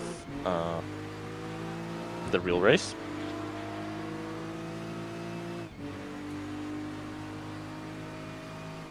But still a challenge. Like I said, I think the virtual track is more difficult than the real track, just because of those tires and how unforgiving they are.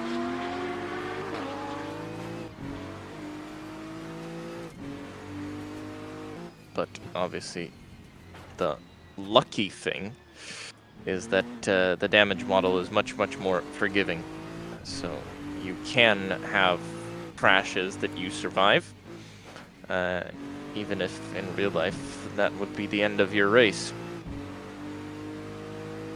So here we go, 2 laps to go for this 2026 edition of the Aurum 1006 kilometer esports event.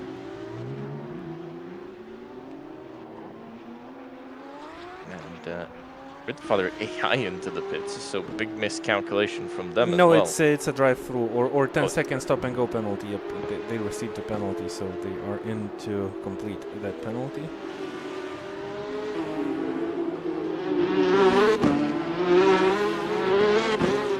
Here's the SRC car. Still on your screens. Oh yep, drive-through taken by the Gridfather AI team. as this is the GT4 leader, Latvian Lightning Locomotives. They came close last year, finished second. This year, they are going to take the title. And they have a clean car. Look, it's still shiny. Yep. So perfect. No issues. And obviously, in the Cup class, it is the incredible performance of Dennis Schoninger and Edna Shadekis. They lead the class by over a lap. Even with a lap that they lost. Oh, some issues at the hairpin on the final lap of the race. SRC don't want to be in, I mean, they could limp the car home if they need to, push the car home if they need to. But this is the final lap of the race. It's going to be a BMW victory in a class dominated by Audis in terms of numbers. It is going to be the BMW that comes out on top. Pole position to race win, but not without a story of their own. Coming down from the bridge for the final time this year. And while last year it went to a Cup car, this year it's going to go to a GT3 car. SRC in the BMW M4 GT3 take the win at the Aurum 1006 Cam Esports Race 2026. Latvian Lightning Locomotives take the win in GT4, and Cup is going to go the way of Dream to Drive, who should be crossing the line shortly. Here they are, down from the bridge they come, and even with a lap lost out on track, it is still going to go the way of Dream to Drive. Last year, they won overall and the GT Open class. This year, they win in Cup. Dennis Schoninger and Lajadekis take the win in that class. Vanago Racing finishes third in GT3. An international racing team take second. Klimanskas Racing will be second in the Cup class, and Silver Motorsport will be third. Here's SRC just rolling down into the pit lane. And a dominant performance from them. Just waiting for everybody to cross the line, and I think they all have. As cars start to disconnect, in GT4, it was Latvian Lightning Locomotives ahead of DV SimSport Racing and Sim Racing Champions, who finished in third. So those are your race results for the second edition of the Aurum 1006 kilometers esports race, half race distance and full race distance. Oh, donuts up on the bridge. And in just a week's time, you'll be seeing the full distance run in real life. And this guy will be racing for Dream to Drive as well. So make sure to tune in for that. But from us, it is good night and see you next time.